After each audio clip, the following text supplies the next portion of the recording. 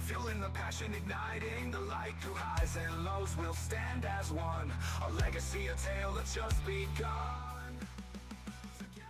All right, man. It is training camp opening day for the Detroit Lions. It's Wednesday, July 16th. Welcome into the Rise and Grind Morning Show. I'll be one of your hosts this morning. I'm Will Rock, joined by Eric Rintamaki to my left, and that is Riley O'Brien to my right. Good morning, fellas. Good morning. Good morning. All right, man. It is finally here, guys. Ladies, gentlemen, kids of all ages, we're here. It's training camp, which means the NFL season is now officially kicked off. Preseason training camp starts with the rookies today. And, of course, we do have, I would say the biggest news of the day is the holdout situation. It's not just the Detroit Lions, but it's across all landscapes, all franchises. There are at least 32 holdouts. We know 30 second-round picks and two big names, one being Trey Hendrickson and Shamar Stewart, among others. But those are probably the biggest names, and the biggest issues hitting training camp today is you're missing your second-round pick. At least 30 teams are. So that's not good. We're going to talk about that. We're going to highlight the training camp preview today. We're going to touch on every positional group and kind of give you guys a rundown of who's on the roster, what should we be looking for, kind of the stories that should be playing out later on today. I'm super excited. I know you guys are, but I want to start with something. But before I do, I'll get you guys to kind of give me your why today. Like, why are you a Lions fan, Eric? Like, what is today all about for you? Why are you here, man? I think that's the biggest question we need to answer. Well, if you were listening to the show the last couple days, you know that the Detroit Lions put up a new sign on the side of Ford Field, and it says hunting season, and it has the date 9/7/25. Well, I believe today is the first day of hunting season. Hunting season doesn't start on the day that you get your rifle and you go out to your blind and you start deer hunting. No, the season starts weeks before, when you go out and you have to knock down some trees for your shooting lane, and you have to put the apples out, and you start feeding the deer so they come into your bait pile. So today is the first day of getting things in order for hunting season. So today they're going out and they're buying apples and corn and sugar beets and all the things they need to lure in these teams so we can beat them and hunt them on September 7th. So, so what is your why? What is your why as a Lions fan? What do you mean?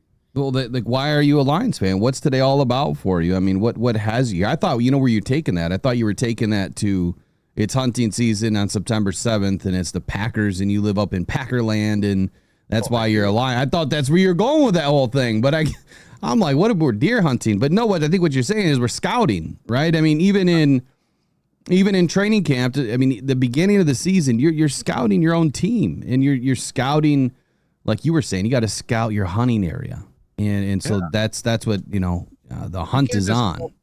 You can't just go out in the middle of the woods and put up a deer blind. That doesn't work so hot most of the time. You have to scout your area. You have to know the terrain. You have to build a trail to get back there. You have to build a blind. You have to do all the things for hunting season. You don't just show up and hunt. That's not the way it works. And that's the way the Lions always did it in the past. So it's nice to see things coming together. And the reason I'm a Lions fan is my father, my dad. He had me watching TV from the time I was in diapers, watching Lions football games. One of my fondest memories that my dad always brings up is during the winter of 1978, during a snowstorm. It was the biggest blizzard in Michigan history. I decided to dump my orange juice down the back of the TV and blow the TV up during the third quarter of the Lions game. And my dad wasn't able to figure out who won the game for a couple days because there was no phone service. And back then there was no cell phones or anything, no way to figure out what happened. He didn't have Twitter. Yeah. So he was quite upset. He still brings it up to me to this day that I did that. It was my fault.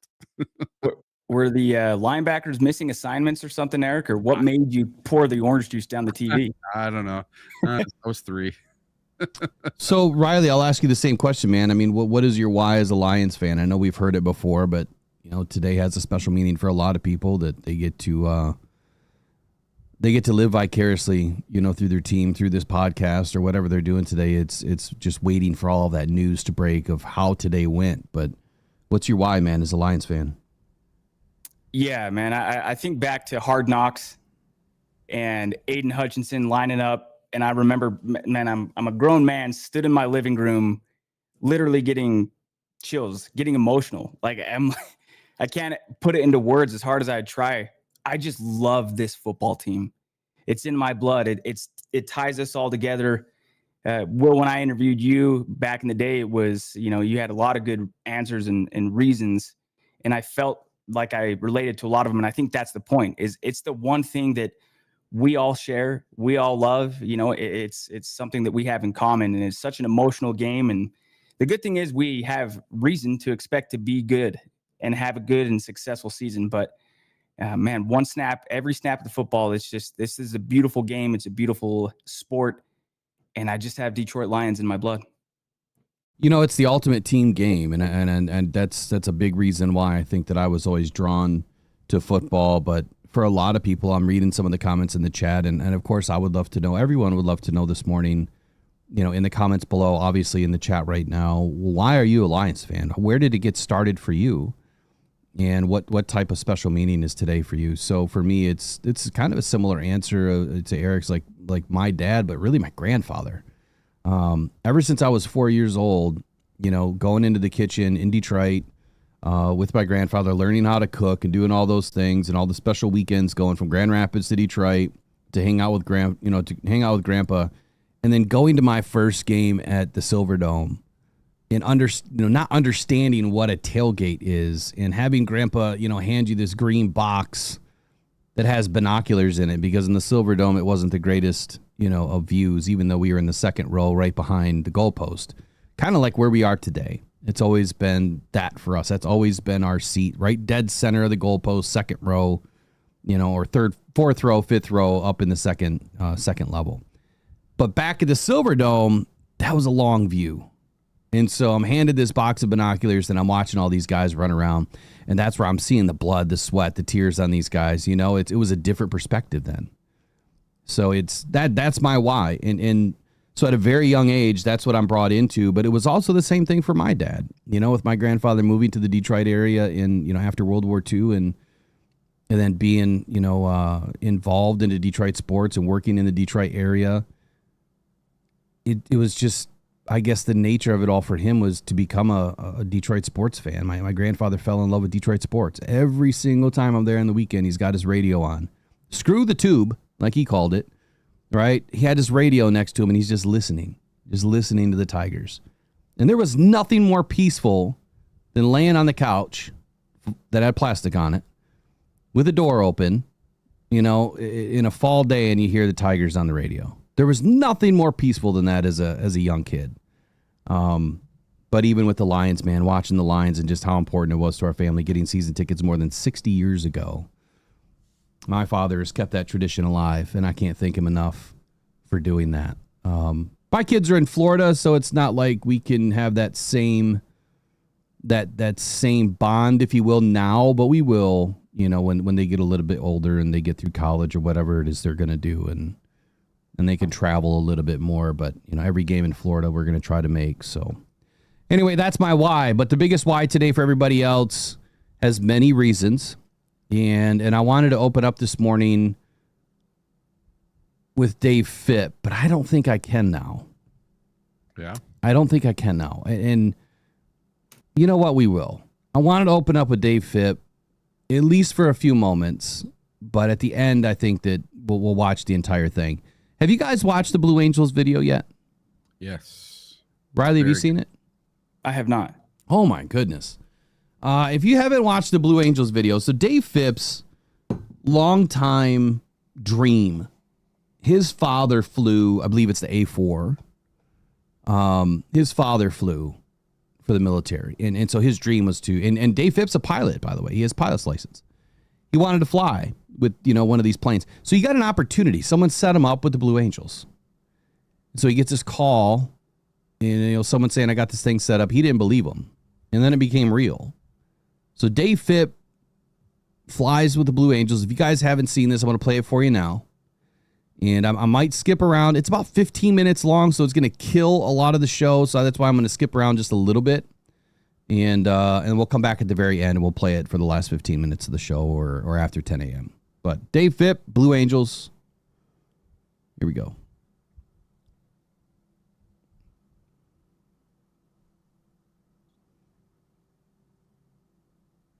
It had always been a dream of mine to take a ride with the Blue Angels. But it's one of those things you never really feel like, there's no way this will ever happen. Dude, it's hard to believe we're in this building right now. I know. It's crazy. Yeah. Super. We drove in there, and they have a bunch of Blue Angel planes that are kind of statues sitting there on poles. And the A4 is actually there, which is the plane my dad flew.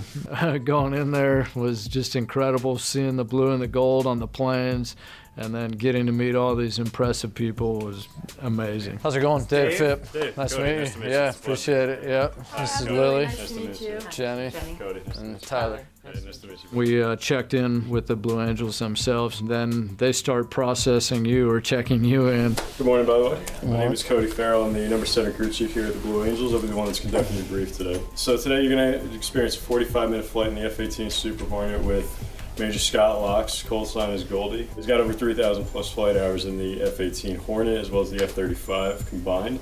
And recently he just started picking up hours on the Super Hornet, so he's pretty familiar with the aircraft at this point. So first things first we're going to do is just go over a little bit of cockpit familiarization. So what I've laid out in front of you is just kind of an exploded view of the cockpit. As you can notice, there's a whole bunch of black and yellow switches and knobs. Anything that's black and yellow, if you mess with it, it's going to cause an irreversible change to the aircraft. So it's not something we want to touch today.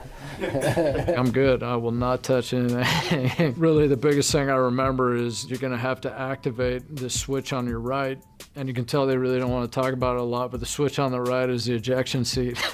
They call it the bonus ride. Just kind of a comical name that we like to give to a serious situation, because like usually when we bring up the bonus ride and we talk about having to exit the aircraft like in flight, there's a very slim to none chance that anything like this could happen, but there is always that chance. So Blue Angel number 7, Scott Goldie Locks, ends up coming in and he says, you know, we got 2 flights we can do. The normal profile that we usually do, take off, head to the east. Yep. And then there's a military training route. And then ultimately end up over the Salton Sea and do all of our aerobatics there over the Salton Sea. So that's one option. We could head west, fly over San Diego. If you want to go look at San Diego, we'd get a great view, obviously, from the bubble canopy. Head out over the water. We can go supersonic out there, check that box. I don't care. Whatever you want to do. Okay, yeah. I'm happy to pick then. So he said we'll end up going through the desert and over the Salton Sea. I have a couple of flight suits here for you. I'm gonna pick out a size and a way to just go ahead and try it on for me.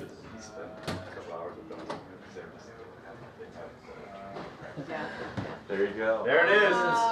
VIP. When I was a kid, my dad had an old flight suit, and every Halloween I wore the flight suit, the boots. It's like wearing PJs to work. Yeah, no doubt. In case they don't come back. No. I can't believe I'm gonna climb up this ladder. I thought this thing might be a hoax. I thought I was being like hoaxed. Yeah, really? Yeah. Nate sent me a text and he's like, "Hey, I don't know if you'd be interested, but I got this thing set up." I'm like, "Oh yeah, sure. Who is this?" You know. But they knew a little bit too much about me. I'm like, I don't know. It's always been like, oh man, that would be like the best thing ever. But you kind of know like that would never happen. I always like dream like, oh yeah, and I knew that they give rides to people, but I'm like, yeah, man, that would never be me. Yeah. Oh man, look at those things. Dang it. Dave Phipp's Y is incredible, man. I love this dude.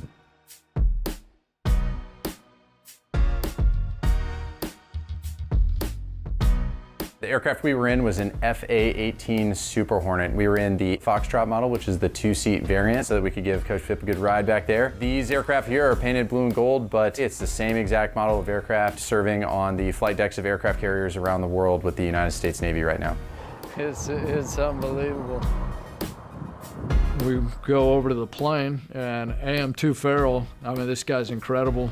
Just another one of the 140 impressive people that are there. You ever been this close to it? No. Yeah, my first time ever getting like close to a Blue Angels aircraft, I was like, just in awe. How you feeling right now? You ready to get it? I can't wait.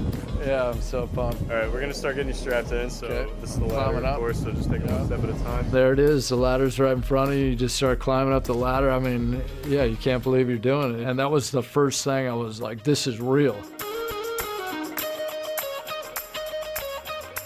The first thing he straps in is your ankle. And it's like, okay. He's got another strap over each leg. Then there's a strap over your lower belt. And then these shoulder straps are just massive. They don't fall over you. You gotta like conform into these things and put them over. And at that point, you know, like, damn, dude, I'm inside this military aircraft and we're about to just rip through the sky. Next up is gonna be a chest strap. At the same time, I'm like, no wonder why these pilots just think they're badass, because they are badass strapping into these things. Then the pilot comes in and he jumps in the plane and then he starts firing everything up. I'm gonna use more aviation jargon with you since you're a pilot, so if there's something I say that doesn't make sense, so speak up. Okay. All right, here we go.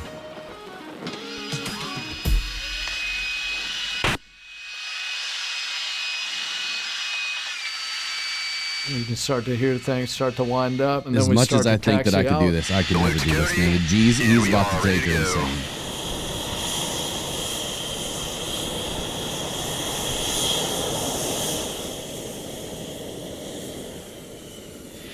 Dude is so pumped.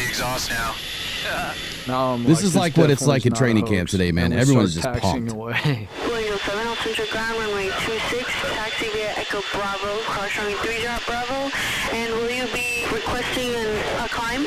Echo Bravo cross 30 Bravo, hold short 26, and Blendle 7, yes please, have performance climb up to 9,500.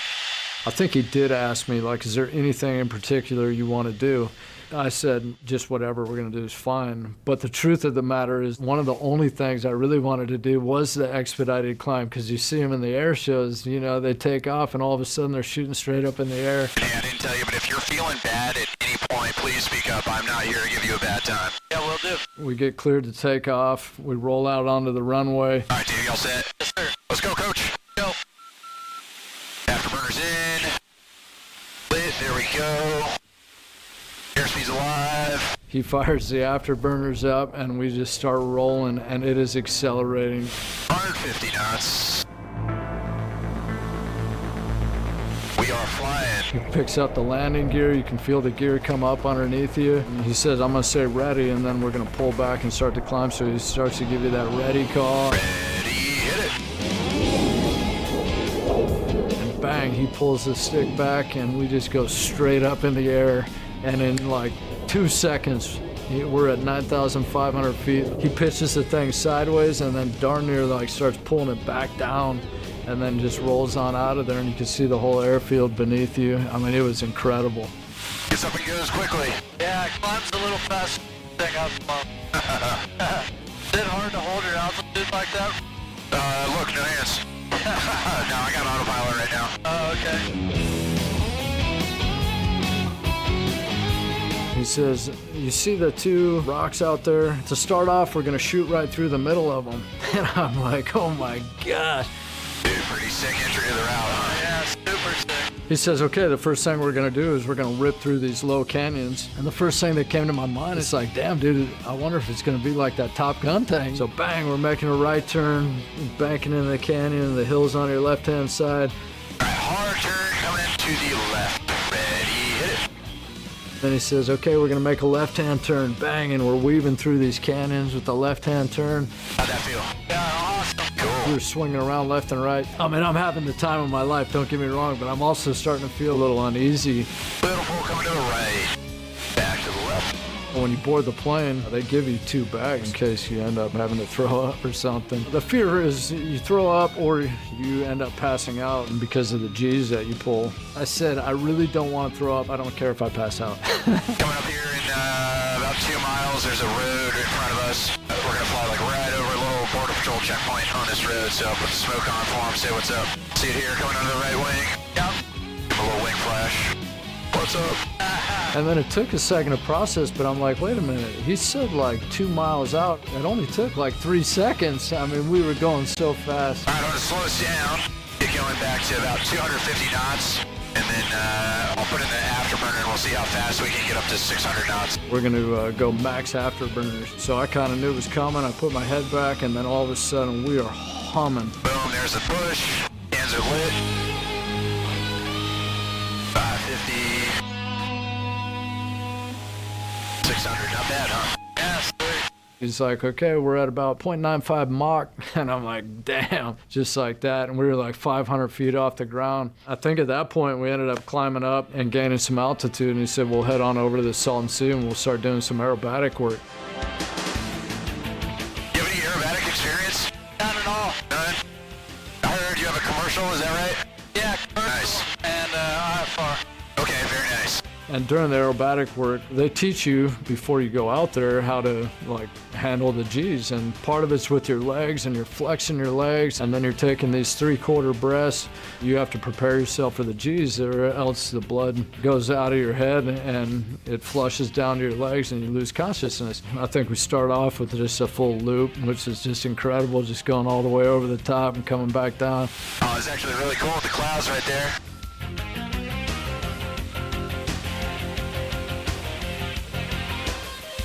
Feeling light over the top. Your smoke trail. With each maneuver, the pilot would tell you like, okay, we're gonna pull about 4 G's. You're gonna need to use your legs, but you're not gonna have to worry about your breath or anything like that on this one. This one's gonna be a little bit more. You're gonna wanna use your legs and do your breathing. You ready for that strain? Yep. Ready, hit it.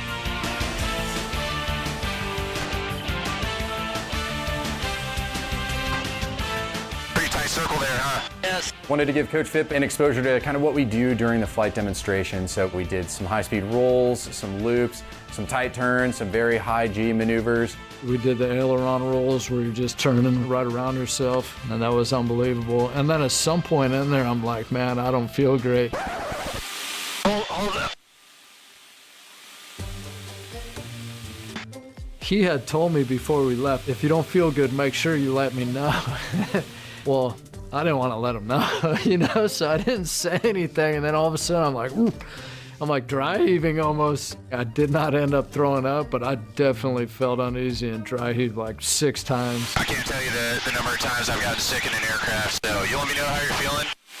Okay, no, I'm good to go now. Okay. Pretty wild view. Obviously this is... Dave's damn near throwing up, so he says, here, let's go upside down. Cool maneuver we can do here over the water. This is probably the most aggressive maneuver out of them all, so it's the sneak to vertical rolls is what we call it. He said, okay, we're gonna bring it down just over the top of the water. I'm gonna pull back, we're gonna pull this thing up. You're gonna feel a lot of G's. Use your legs and your breathing, and then don't let off until I say let off. You all set? Yes, sir. All right, ready, hit it. All of a sudden, color went black and white. It's like, whoop. My vision just starts closing in, and it's like this circle that you're looking out of just starts getting smaller and smaller, and you're flexing and breathing, and then all of a sudden he says you can let off. All right, off the stream. And as soon as he's saying let off, you can feel like your vision starts to open back up again, and then black and white turns to color. So we got 7.5 G on that one. Nice job hanging on. We hit 7.5 Gs, so 7.5 times the force of gravity, which is the limit of the airframe, and he stayed awake the whole time. Very impressive. He did a great job. We are just about out of quarters, so I'm going to start 1 minute left. We'll finish it. Centro. Okay. The Blue Angels have been coming here for an extremely long time. I know these targets have been out here for a long time, so it wouldn't surprise me if your dad had been out here bombing these targets back in the day. Yeah, I'm very grateful for the opportunity. Yeah, well, thanks for coming out. I appreciate all your guys' service. Yes, sir. Always cool to fly with somebody with a family connection to the business. I learned before the flight that his father was an A4 pilot. The A4 is also an aircraft that the Blue Angels used to fly. And it was really special to be able to point out to him that all the maneuvers that we were doing are things that his father likely did all those years ago. So I think it was very special to be able to enjoy that bond. This area off to the right, that is a restricted area. That's where we do all of our practices when we're not flying over the field. That's also a bombing range. Like I said, I bet your dad spent some time out here, especially as an A4 guy. When we get back, he's like, we'll do a carrier brake landing. We'll do the one that we essentially would do entering an aircraft carrier landing pattern. So again, I'll give you the ready, hit it, and then just abs, hamstrings, core, and that'll be it. Sounds good. All right, 4 to 5 G's to the left. Ready, hit it. All of a sudden he does a steep bank to the left and just pulls the thing around and then enters the pattern that way and takes the approach to the landing.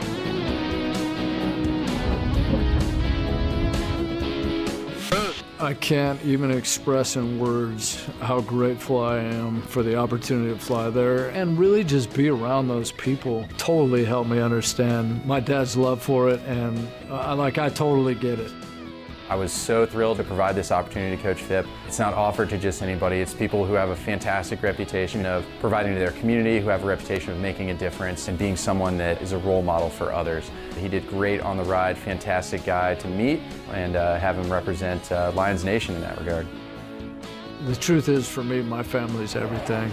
I know that they know how much the aviation stuff means to me. I know they know how much my dad means to me. He wasn't able to be there, but for them to be able to be there and for them to see that moment come true was definitely great.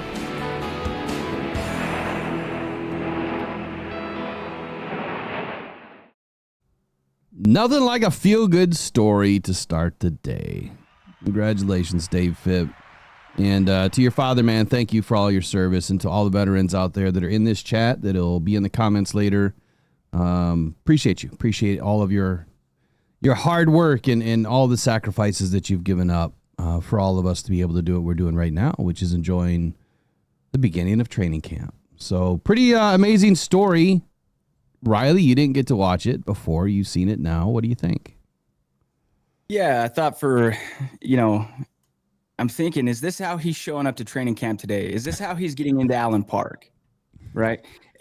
Honestly, I'm thinking, is there in the air? Is Dave Fipp thinking to himself, he's envisioning Hogan Hatton snapping a football. He's imagining Jack Fox punting a ball. He's imagining your guys, boy Jake Bates kicking a ball. He's thinking, I coached the Blue Angels. I thought it was something related to the special teams unit that he coaches when you brought up Blue Angels. But, man, it's awesome to see. Yeah, and it's just, man, it makes you realize, everybody's, they're human, right? Just like us, right? They got the same interests. They don't, they're not coaching 365. So it's awesome that he has an opportunity to go out and live out a childhood dream like that. And just awesome to see. I think it's awesome, man. I think there's a lot of parity here between, the most elite of the elite pilots in the world. And in my opinion, probably the most elite special teams coordinator there is. And so I was thinking during this again today, what is Dave Fipp's call sign? So if we were to pick a call sign for Dave, I'm going to go with special ace, special teams. And then obviously number 1, ace. That's what I would give him. So I'd give him the ace of spades, special ace. That's my call sign for Dave Fipp. Eric, what do you think? I have no clue what I would give him for a call sign. But this is really incredible. And I can see exactly why you wanted to know what our why was for football today, Detroit Lions football. So Dave Fipp, kind of the same thing. And I'm kind of the same with my grandfather, but for rocks.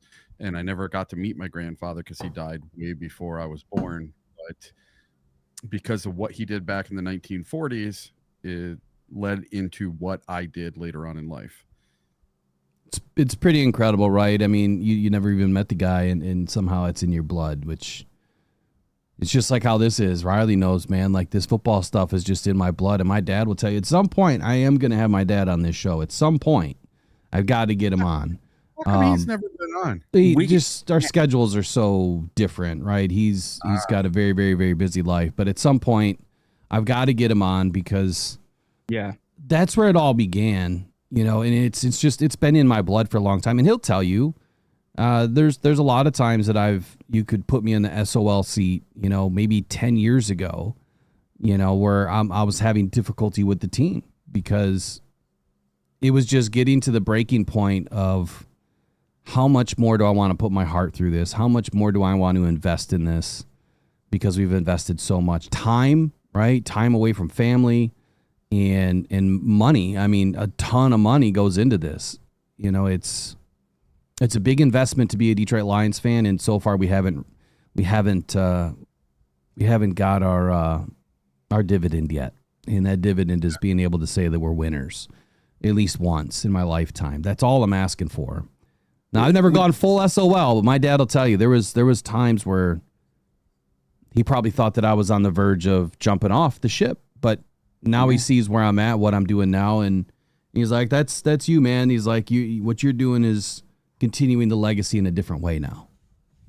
That's it. I have no doubt. I would have loved to hear those takes at the time because I feel like I can't imagine that you don't change your stripes. You don't change the takes had to have been every bit as honest and thought out at the time. We didn't have as many things to be excited about and looking forward to. But would you guys say last season was the best of your life as a Detroit Lions fan? No. Okay. Before. I would say 2023 was the best ride for me as a fan. Is that what you just said, Eric? Yeah, exactly. The reason why was because of the home game wins for me and being there against, the Rams and the Bucks at home and that feeling. It was totally different last year at Ford Field in that playoff. And I think that Eric and I both would probably blame the fact that we have a different type of fan base now. Yes. The only ones that could afford it were people with North Face jackets on, and something was different last year. And now, had our defense been not so decimated last year, dude, that team might have went 17-0 and still lost in the playoffs. But I'm telling you right now, it would have been a completely different story with a fully healthy Aiden Hutchinson and everyone else for the whole season. But the year before was special because you have to remember, for 30 years, we did not win a playoff game for 30 years. Mm-hmm. When we beat Matt Stafford in the wild card round of the playoffs, for 3 hours before the game, it was nothing but Jared Goff chants throughout Detroit, everywhere, and in the stadium. And then you watch this amazing game where it came down to the last play of the game and Jared Goff takes a knee. And we didn't think it was over. We thought there was still time on the clock, and he's taking a knee. We're like, what's going on? What's going on? And it's over. It's over. We won. Finally. We win this game finally after 30 years. I sat there with tears just pouring out of my eyes with 70,000 other fans, and no one left for 45 minutes. Everyone sat in their seats. Nobody left. Nobody wanted it to be over. We wanted to savor that moment for the rest of our lives. That's a day I'll never forget forever. That day is cemented in my brain. We leave the stadium. We go back to the casino, and all the way to the casino is Jared Goff chants all the way there. We get in the elevator, and in the lobby, it's Jared Goff chants all the way up the elevator and in the lobby. Just that whole weekend was absolutely incredible, and it just got that monkey off our back. I felt like finally we won a playoff game. So that season's probably going to be even the only thing that could top it is a Super Bowl win. That is the only thing that could top that season for me. So just thinking back to that moment, the second win, and we're heading to Santa Clara. Mm-hmm. I mean, the whole ride of beginning to end in 23, it was just really special. One, I got to share a lot of it with Megan, and it was pretty meaningful. It's something that we both needed, at least for me. But I think that's what really turned her into a Detroit Lions fan, was that year, because she was never into big sports. So it gave me something to have with her, but also the travel. I mean, everywhere we went, every airport, every corridor you walk down, someone's pointing at you, someone's saying something, go Lions, whatever, and go get a win. And these may not even have been Lions fan, but no matter where you went, someone had a smile on their face because of what I was wearing, which is decked out, of course, head to toe in Lions gear every moment of the day. So it was different. It felt good for once to not be the whipping boy, not be the team that everyone's laughing at. There was a lot of asterisks they were giving us, but we are finally doing things to break that mold. There was one more thing that made that season super special, and that was the fact that we made it to the NFC Championship game, and in the Blue Lot 1 at Levi Stadium, before the NFC Championship game, that's where I met Mr. Will Rock for the first time. And yeah, I brought you a necklace all the way from Michigan. Yep. Yep. I still got it. It's right back here. And, we met each other that day. We connected and ended up, that was the beginning of this whole rocked on journey for me. Yeah. It's crazy, man, that the places you go, the people you meet, the relationships that you cultivate, and that's what it's all about. And I think that when you look at football as a whole, I'm going to say this, and people are probably going to be like, nah, you're full of it. But the game is the microcosm of what the NFL represents, in my opinion. Absolutely. The game is just the beginning. It's what happens before the game, during the game, after the game, and then 365 days throughout the season is why, in my opinion, the NFL is the absolute best sport on the planet. I know that there's a lot of soccer fans out there, football fans out there that'll try to compete with that. Baseball fans. I mean, I get it. And I'm a fan of just about every sport, but the NFL does something different for fans, and that's give us an opportunity to connect with people. And you can do it in any sport. I mean, you could do tailgates for the Tigers. You could do tailgates for soccer. You could do it for anything you want, but it's not the same. It's just not. Yeah, it's not the same. It's developed connections and bonds in my family at a young age. 4 years old, I'm going to my first tailgates. 4 years old, I'm standing on the Pontiac, Silverdome turf with Billy Sims over here and, other, the entire team. I don't remember if that was the like I even wrote that in the article back then, which I don't remember if it was a family fun day that day for the Lions or if that was a game. I just, the recollection is not clear, obviously. And I didn't know about all this until later, when I saw pictures and things of that nature. Eric, we talked about something earlier this morning off air, and that was, the tickets, like being able to get tickets to training camp. That's why, for 3 seasons now, I've tried to make it a very important point to get extra tickets to try to make somebody's family have an opportunity to do something special. And if I could at least just help one family, we win, right? Kind of the same deal with the Rocked On Cancer Foundation. If I can just help one person, I've won. And they've won. So this year, it was hard to get tickets. I know a lot of us are kind of upset about the fact that the site was having issues. You'd get your tickets, and then the site would say they're having errors. And, then you sign out, and then you lose your spot, and then there's 13,000 people in front of you again. And the tickets were sold out in 25 minutes. And there's just not enough to go around. And we thought that Rod Wood was looking for a place to put the Lions in a better situation to be able to have more fans. And I'll never understand. I've said the same thing that you did this morning. Why don't they just have a damn practice inside Ford Field? Yep. I mean, they can house 30,000 people just on the main level. That would give everybody an opportunity. Now, that used to be Family Fun Day. Yep. Where happened to it? Yep. We used to have in the last one that I think that I went to, my goodness, it might have been Dan Campbell's first year. My memory's terrible after everything that I've gone through in the last few years, but I think the last time we had, a practice at Ford Field was when it was 2021. I think that was the last time I've been to. And that is also when I met Roger Goodell. And Roger came down and sat with us and talked with us for a little bit.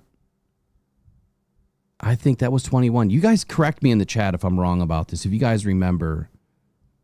But why don't they bring it back? At least for one practice a year, get everybody involved. Then training camp outside, it's different. Like if you've been there, you understand why it's so important, why people want to go. It's different, right? You're seeing the guys in their element. Now, Ford Field is not conducive to having a full football practice because they don't have 2 fields.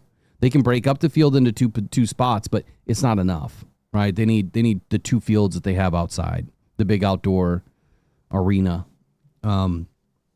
So yeah, we're gonna make some people happy because I have some tickets to give away. I'm gonna put that together, and then tomorrow night for tomorrow night's show, I want to do some giveaways. So here's what I would ask of everybody watching this morning and everybody watching later. My email for the show is mailbag@rockdown.com. If you do not have tickets to training camp, if you know of a family that is super deserving, their kids especially, please email me, get in touch with them, have them email me, and tell me their story of why that they need to go to training camp. And I'll do it for 2 tickets or 4 tickets or 3 tickets, however many, if it's a dad and 2 kids or if it's a dad and a wife and a child, whatever. But let's try to find some people that are really deserving. Obviously, I'll have a few extra tickets to hand out. I'm very limited this year because unless people have extra tickets they want to send in, which by all means, please do that. Send it in. You can email that to info@rockedonpodcastnetwork.com on Ticketmaster. That'll help us get more families involved. So that's the goal every year. That's always been the goal every year, is to get extra tickets to help some families enjoy it. Now, we've put a lot of smiles on people's faces over the last few seasons. And I would love to make some more happen. So, okay, that was a long intro to the show today. It is 8:45. And I don't even know where to start now. Dave Phipp's video it kind of gets you thinking about so much. Let's just dive right into some of the top NFL headlines. You guys have anything you want to comment on before we do that? Just the fact that, oh man, this whole training camp ticket fiasco. I think that the Detroit Lions dropped the ball big time. And I hate to say it, but I think they do everything else pretty much right. And they dropped the ball and did it very wrong. I belong to 2 different groups on Facebook that are for Detroit season ticket holders.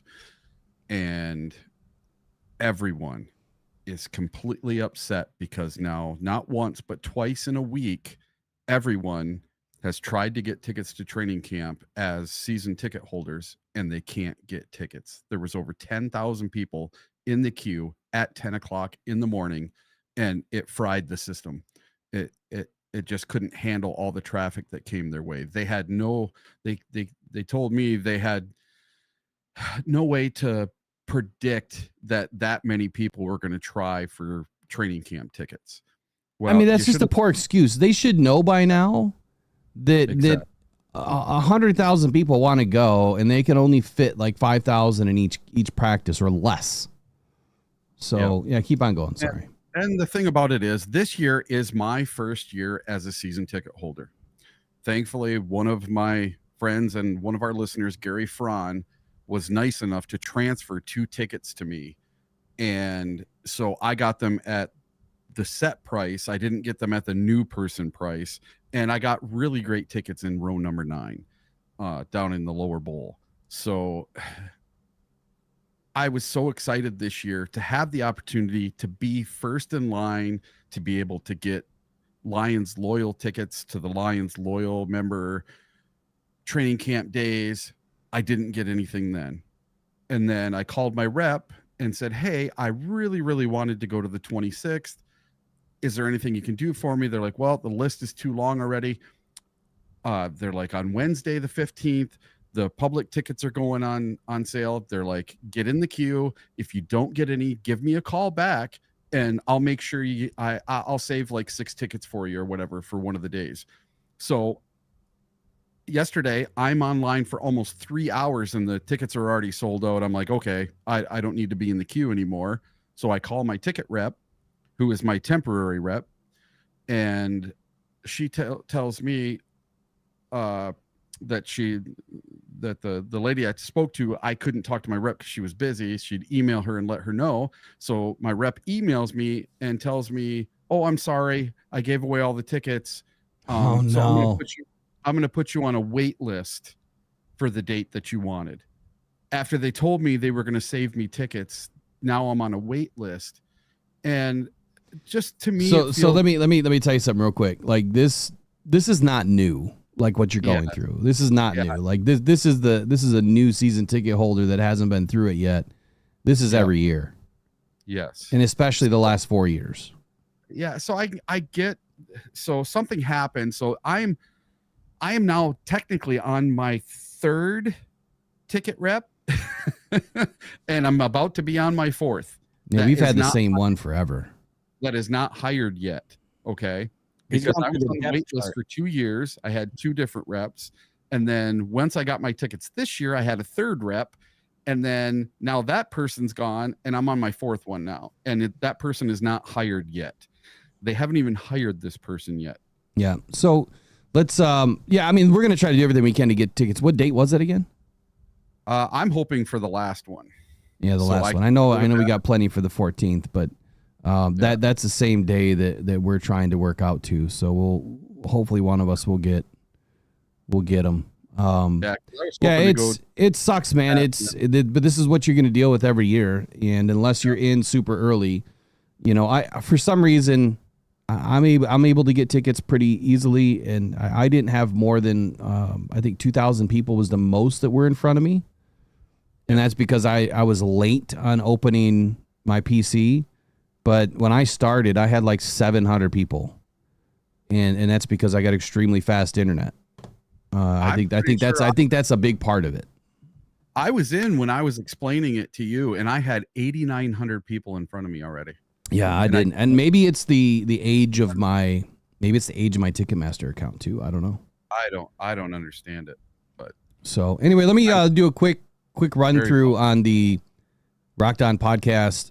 Rocked On Cancer Foundation site. You guys, if you would be so kind this year. Oh, that's not it. Here we go. If you'd be so kind this year, I dressed it up a little bit with a new background. It was looking terrible. This is the Rocked On Cancer Foundation official site through Buy Me a Coffee. If you see any other sites out there, I've had some people that have been trying to steal this and use it to gain donations. That individual got sent a pretty nasty letter. If it's not this page, if it doesn't say Rocked On after it, it is not legit. This is the only legit one. There were some guys that were doing it on Twitter and Facebook, trying to steal all this information. Not cool. So I changed the background. And right now we have a Terrion Arnold game jersey raffle. We have a Rocked On number 11 black jersey raffle, Gibbs. And you can get these in any color. Obviously, these colors are the ones that we'll have in stock. But, if the color's not in stock, we can get a different one. Aiden Hutchinson. And then you can also buy a Rocked On jersey. Obviously, you could make your own if you really wanted to, but it wouldn't be official because we're going to autograph and number these. And I'm going to do that because this helps us, obviously, to put, like $30 in the bank towards Rocked On Cancer Foundation for every jersey that is sold. If you don't know, it's about $170 to get a custom jersey from NFL.com or any other site that is legit. So you can go and get all of these raffles that are open. Once we hit our thresholds, we will start to release the raffles. You can make a donation to Rocked On Cancer Foundation right here. And then you can buy the custom Lions hat that is available for $40. It is not a snapback hat. It is fitted with a leather strap in the back. It's a really nice hat. It's really well done. So Rocked On Cancer Foundation is at buymeacoffee.com/rocked on. The website hopefully at some point will get done. I mean, I have all the domains handled, but we just got to get that website done. Let's get into it, man. Top headlines today starting training camp. And we'll start with NFL news. Trey Hendrickson. Now, this has just been an ongoing situation for Trey. The question is, is he going to play or is he going to wait to get paid? And from everything that I've understood, the link to this article is not working. I don't know why. That's kind of weird. Will, I don't know if you want to do a hard out. Attila the Hunt was reminding us here. We're coming up in a few minutes, but just want to give you a quick heads up on that. Yeah, we will. This is really odd. That was a link to an article and it's trying to go to my OneDrive. That might be what's happening with Trey whenever he goes to get a correspondence from the Bengals front office. Yeah, I mean, it's kind of funny, right? He's kind of just given up at this point, and I think what a lot of people are saying is he's not worth $40 million. I don't see another defensive end in this league right now that's worth $40 million. Honestly, I don't think any of them are worth $40 million at this point, to be real. And no, I don't think Aiden deserves $40 million either. Myles Garrett is an elite level of his own. Now, Hendrickson was spotted in the Cincinnati area recently, but this whole situation has been confusing. He has not been traded. He's holding out until he gets a contract. The thing is he doesn't want to go play on a short-term contract and then have to do, the Chase Young deal where you're signing, a 1-year deal every year. Like, that's not conducive to these guys and their career. I mean, maybe it's just me because I don't have a $100 million contract that if you were to pay me $30 million, I'm not going to cry over spilled milk for an extra 10. Like, that's just, but I'm not an NFL athlete, right? And I didn't put my entire body and mind and soul and life into football for my entire career, right? These guys have. So it means something to them. So I get it. I understand it. But Trey Hendrickson is a holdout. Predicted to get a $103 million extension right now. That's news to my ears. Like, that's good news to my ears because $103 million is just over $25 million a year unless it's a 3-year deal, which is what it's projected to be, which is $34.3 million. And I think that's right in line with Hutchinson. I've been saying this whole time, I think Aiden is probably going to be in that $33 million range, 33 to 35. And if Hendrickson gets 34, I would say that Aiden's going to be right there with him. Any thoughts on Hendrickson? But he's the first holdout. Eric, we'll go you, then Riley this morning. Hendrickson, I think it's going to work out with the Bengals. I think it's going to work out. I just don't see how he has much in the way of anything he can do. The only thing he can do is hold out. And holding out means not making money. And when you're over 30 and you're holding out, you don't have much time left. It's not like you have an extra season you can burn for nothing. He's in the twilight of his career. He needs to make money now. So if I was Trey Hendrickson, I'd get my butt to camp. I'd play this last season, and hopefully I can put together another 17 sack season and make some money next year. See, I think that's what he's not going to do. I don't think he's going to play. No, I holding out. Obviously, he doesn't want to incur a bunch of fines or lose a bunch of money, but he's holding out because he's getting paid peanuts compared to what he thinks he should be getting paid. Riley, what's your thoughts on Trey Hendrickson? Yeah, I'm imagining like Joe Burrow texting him and all these other guys texting him, but you remember Joe Burrow has always been like, pay the guys, you got to pay the guys. Well, for Trey, now you're like, okay, you paid everybody else. And what about me? And the hard thing is, yeah, like you said, it's harder for him to accept a lesser contract because once you, like when you mentioned Chase Young, once you accept that contract, that's the contract you're going to get for the rest of your career. Once you sign a lesser deal, then everyone's going to say, okay, that's what he's worth now. So yeah, it's kind of a tough thing. I don't know if how good are the Bengals? They've got an elite offense. Surely they're going to be texting him nonstop. Dude, are you coming in? You showing up? What's the plan? I don't know what, are they going to pay him? And then is that going to be a thing? Because it's a lot of money you're talking about.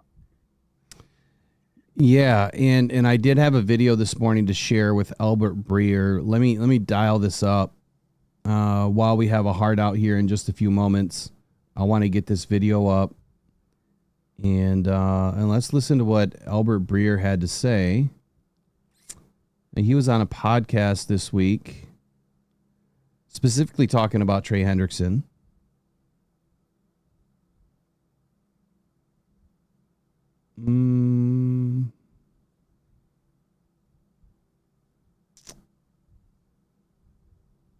Eric, you had a question you were asking Will a minute ago. You remember?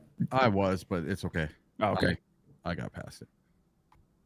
You might as well ask it now while I'm doing this, or anything else you want to chat about. Well, the other day I tried to order the Rockhound jersey. Yeah. And couldn't figure it out to get the member pricing. And then, so I just ordered one today. Oh, well, thank you.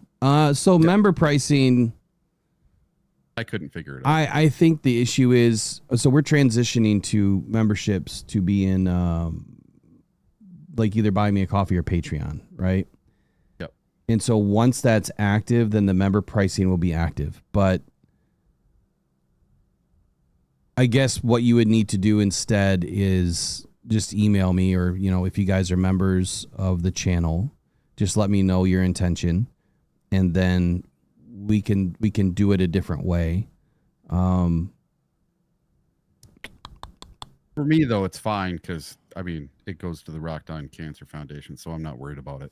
Yeah, and I appreciate you, man. Thank you. So let me try to figure that out. That's the hard thing with trying to manage both of these things, because I don't have a direct link. You know what I can do? I'll drop a direct link in the members only area of YouTube today. And that'll have the discounted pricing on it. So I know it's an expensive jersey. Not a lot of people are going to be able to get them. Well, I was just trying to figure it out for any of our members that were. Yeah, I'm glad you brought that up, because that is something I totally forgot about after I put it together. All right, Trey Hendrickson deal and Albert Breer. Let me bring this in here.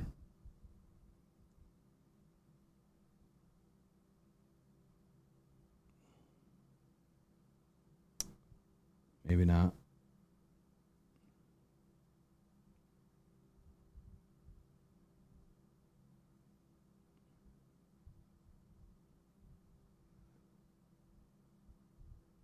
Give me 1 second to get this lined up.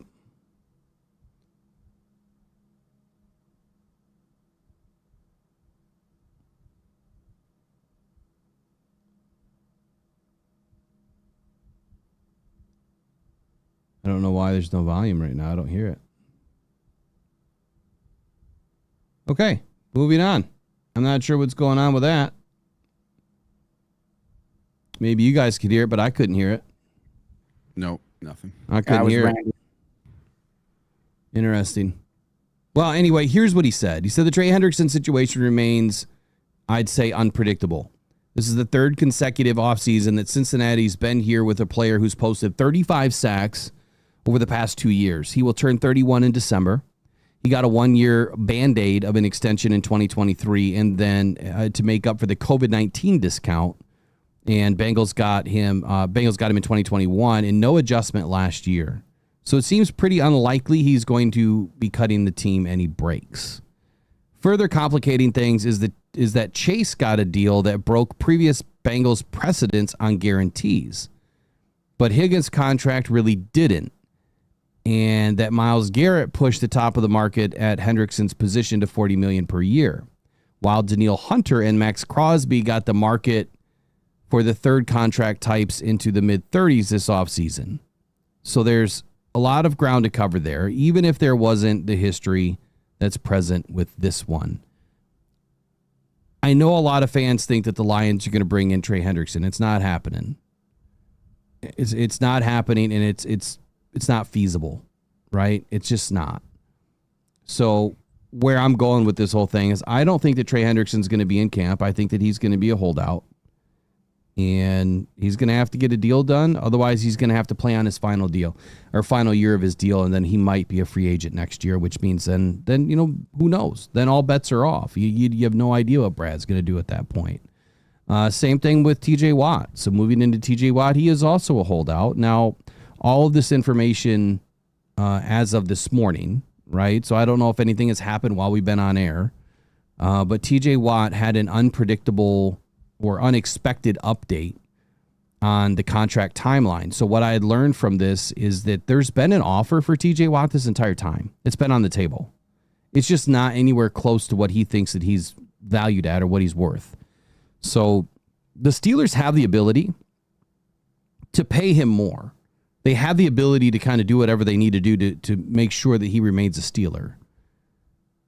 Again, I think the condition is these guys want to get paid. They're in the final years of their career. They want to make sure that they're going to get paid what they feel is commensurate to their ability on the field.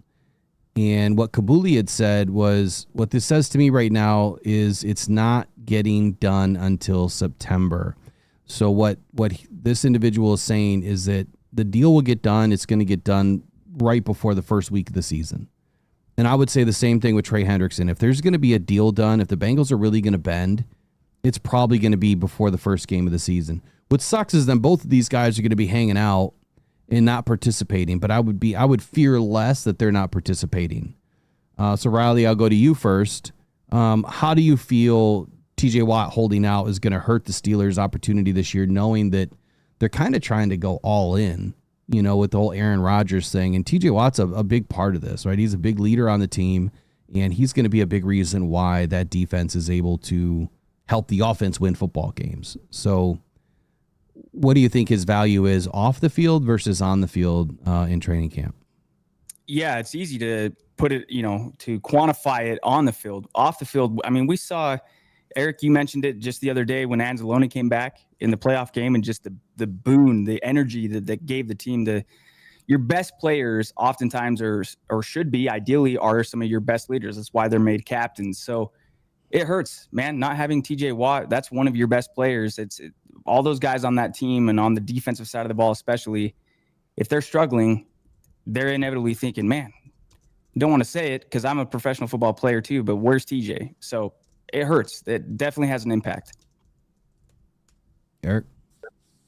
Yeah, TJ Watt is super important to this team. I think he holds all the cards compared to Trey Hendrickson. I know they're relatively the same age, but like you said before, the Steelers are going all in. They brought in Aaron Rodgers. They made this deal for Ramsey. They make all these trades. They get DK.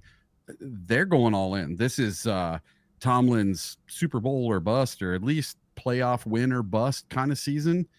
And I just think that the player is holding all the cards here. So if they're going to get it done, I'm like you. I think it's going to be right before the season or after the first week, but they're going to get him in. He holds all the cards. There's not much the team can do other than give him some money. Good points. Last holdout right now is Shamar Stewart. Now, there was a positive update on Shamar Stewart, but I also learned something about why he did not sign his rookie deal.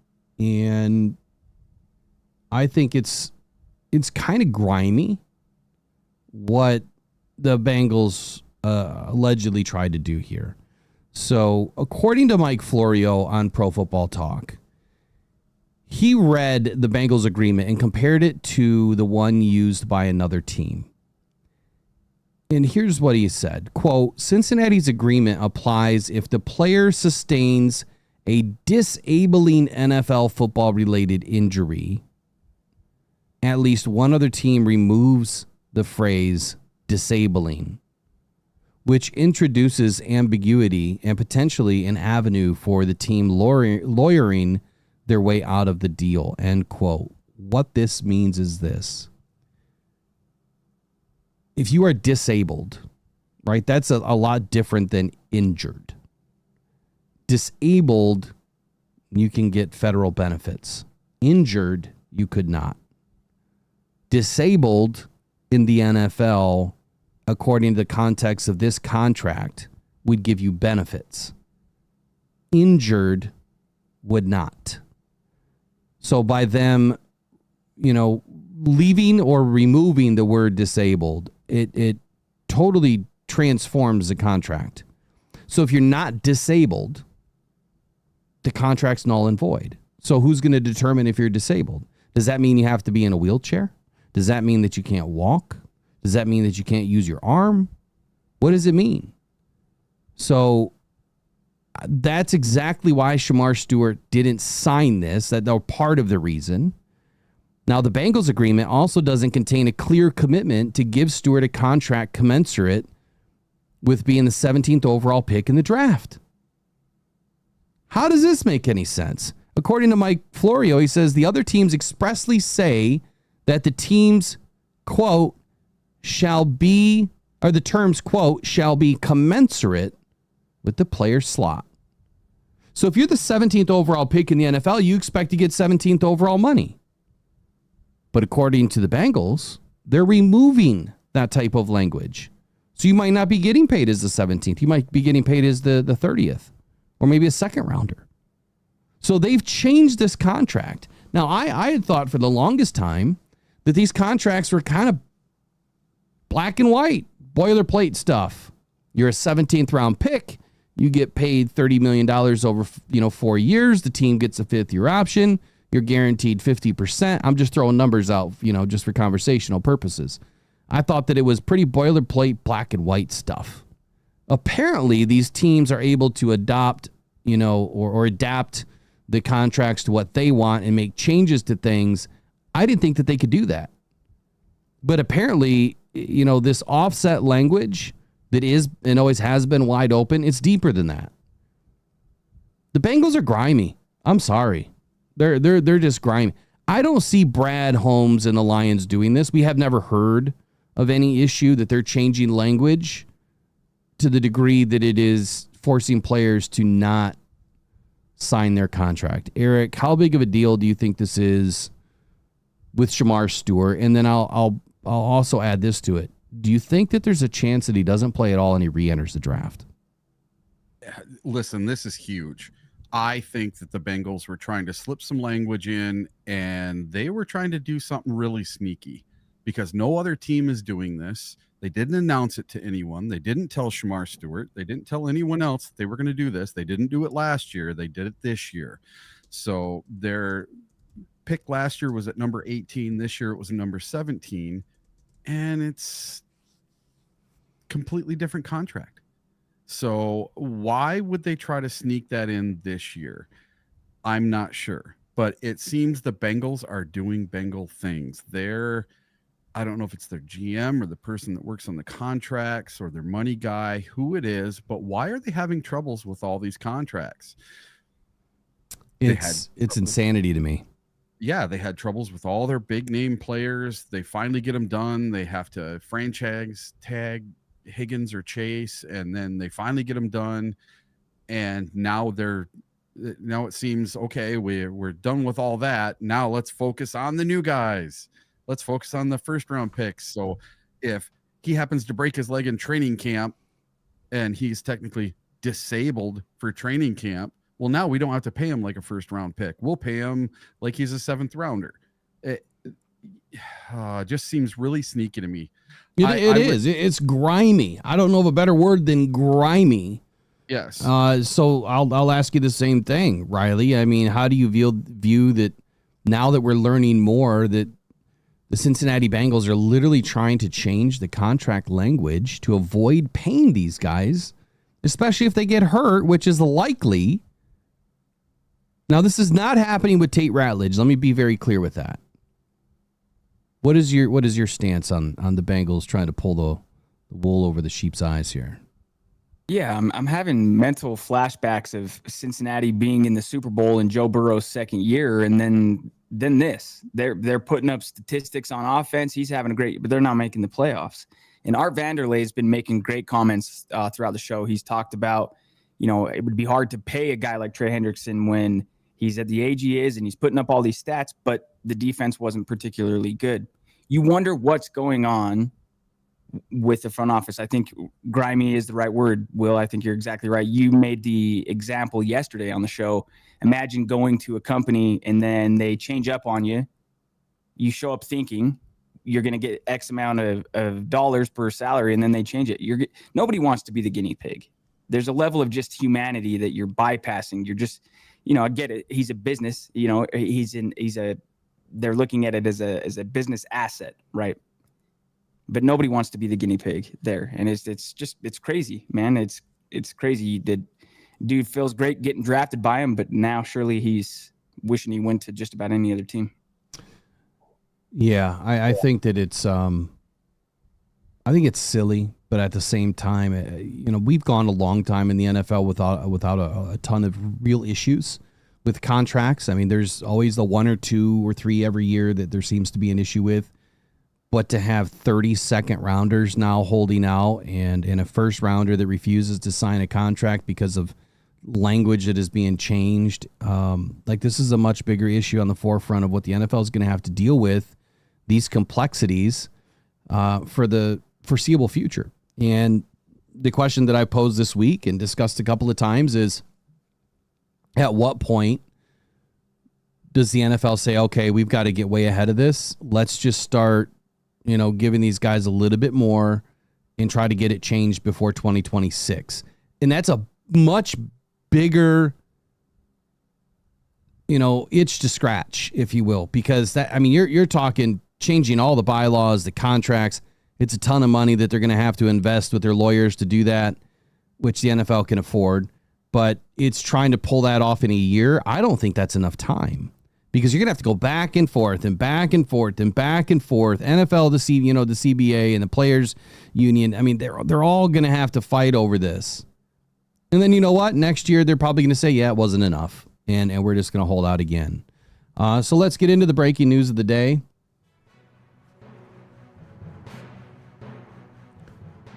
All right, the Detroit Lions have entered rookie training camp at 8:30 this morning. And as you may be aware right now, that Tate Ratledge is a holdout, and it's no fault of his own. There's 32nd round draft picks this season that are not happy with the offset language in their contract. Tate Ratledge hired an agent. That agent, and his job is to make sure that his player gets paid as much as possible, and also needs to have the best interests of the player in mind. So I don't think that Lions fans are necessarily upset with Tate Ratledge, as maybe this broader issue of all of these holdouts could have been avoided. But with the offset language, being contended right now, I think that it's going to be several days before we see Tate Ratledge back in Detroit. So my question to you, one, are you upset at Tate? Do you think that this is a Tate Ratledge thing? Are you upset at his agent? Do you think that the Lions are not holding their end of the bargain? Or kind of how I feel, like this is just a broader issue that is facing the NFL right now, that guaranteed contracts are going to be a thing of the future. I think in the next few seasons, you're going to see big changes with how 2nd, 3rd, 4th, 5th, 6th, 7th round draft picks are going to be paid. But as of 8:30 this morning, Tate Ratledge couldn't report to rookie training camp. We'll have more on this when breaking news happens, when Tate's back in the Honolulu Blue. Tate's not in camp, and he can't be in camp. And the biggest reason why is because off-season workouts, OTAs, rookie mini camps, you can sign a participation agreement, which largely means you're a volunteer. At training camp, you get a per diem. I forgive the numbers, but it's somewhere around $1,700 a day, depending on where you're drafted. It's a lot of money. It's around $600,000+ a year.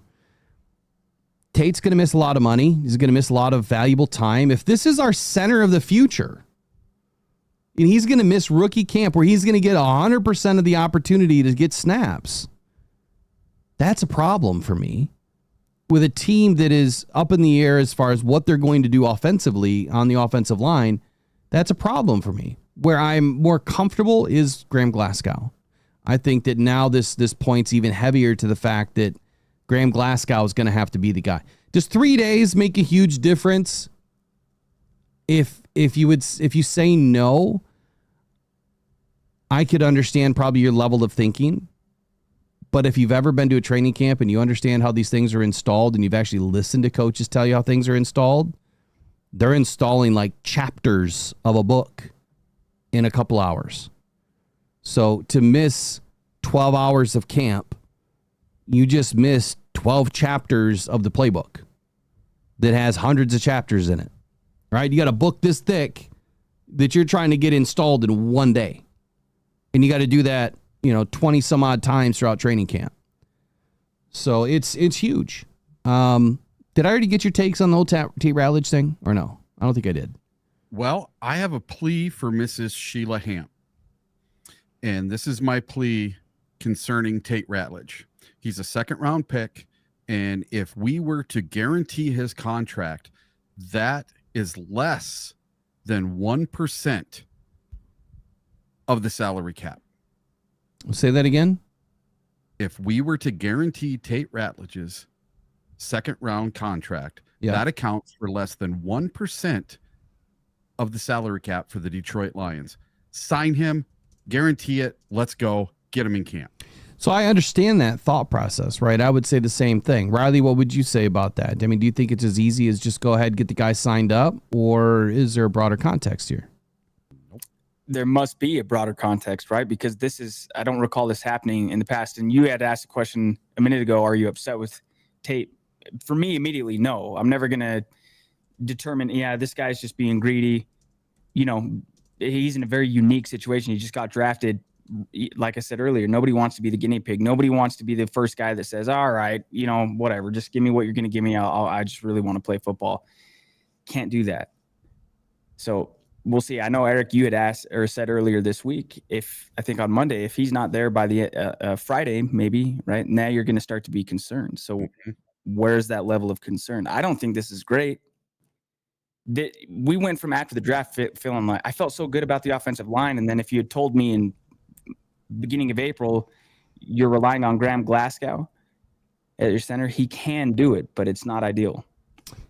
So you remember the other day I had mentioned that the broader context to me is it's the NFL landscape, right? So if you start to guarantee one contract, which is what happened in this case. So the Houston Texans and the Browns guaranteed their, pick 33 and 34. They guaranteed those contracts. So that screwed everything up. At that point, all the agents and all the players in the second round banded together and said, everybody wants that now. Now, they could have done that way earlier in the situation, but they didn't. So the broader context is this.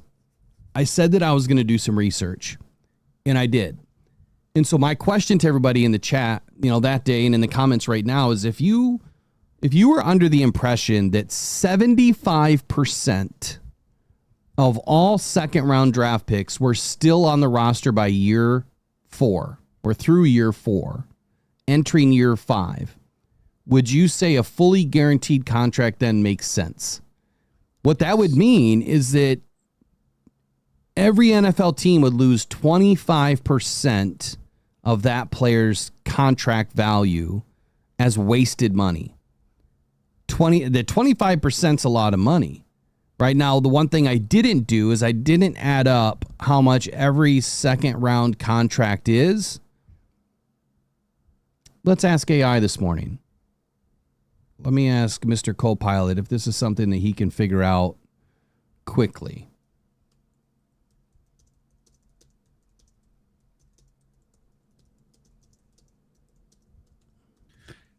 Me as a Lions fan, I just don't want this to be a distraction. If I'm the team, I just pay it and get it out of the way. Let's go. And right, and I get that. From now on, I guess you're just guaranteeing your second round picks because when we get the new CBA in 2030, it's going to happen. Everyone from the first through the 7th round is going to be guaranteed because you have to remember these people that are first, second, and third rounders. Most of them become starters or are very big contributors on teams. Yep. And then the guys that are 4th, 5th, 6th, and 7th rounders, their contracts are so cheap, it's not going to hurt the team anyway. Right. The first year, that's a great point, Eric. The first, second round picks, if they don't pan out with the team that drafted them, those are still usually guys that somebody else says, okay, well, we can coach him up. We can get him here. They usually get a second shot. So day one picks are guaranteed. Day two picks need to be guaranteed also. Okay, so what I was saying about the broader context, though, is if the Lions go ahead and do that, then that means every other team is going to have to follow suit. And that's the issue, is that none of these teams want to be first to continue this craziness, right, of now we have to get everybody under guaranteed contracts. Do I think that it's the right thing to do? I do. Now, I can't add up all these, and AI obviously can't add up all these, but let's just use these numbers. The Carson Schlesinger is $11.7 million. Higgins is $11.7 million, I guess. At least this is what Copilot's telling me. So if you take 32 players at $11.7 million, which I know that's not how it goes, it's a tiered system. Yeah. That's $370 million. So if you guaranteed all of that, $370 million, that's over 4 years. Okay, 370, and then you have to throw 25% of it away. That means that each team is going to stand to lose $2.9 million over the life of the contract. Yeah, big deal. You know what I'm saying? Like, it is not a big deal when you look at it from that perspective because they waste money all the time, right? You bring players in that don't end up working out, or in this case, okay, Zadarius Smith. The Lions would have wasted $5.6 million had he been on the roster this year. They would have wasted $5.6 million next year for him not being on the roster. The reason why I bring that up as an analogy is because if the Lions didn't want to waste $5.2 million next year, I don't think that they want to waste essentially $3 million on a second round pick. But in the grand scheme of things, it's $3 million over 4 years. And the guarantee is the guarantee, which, again, you're going to have to forgive my memory this morning.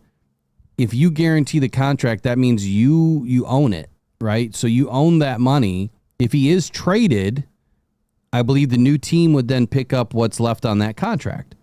So if you do trade him by the third year and he's not working out, then you didn't waste anything. So to your point, Eric, someone will pick him up, right? You're take two. So if it's that easy, which we know that's not that easy, right? We know there's so much more involved in this. Very nuanced. But if we're talking $3 million over 4 years as your potential loss, what are we doing? Yeah, I have a question for you, Will. Sure.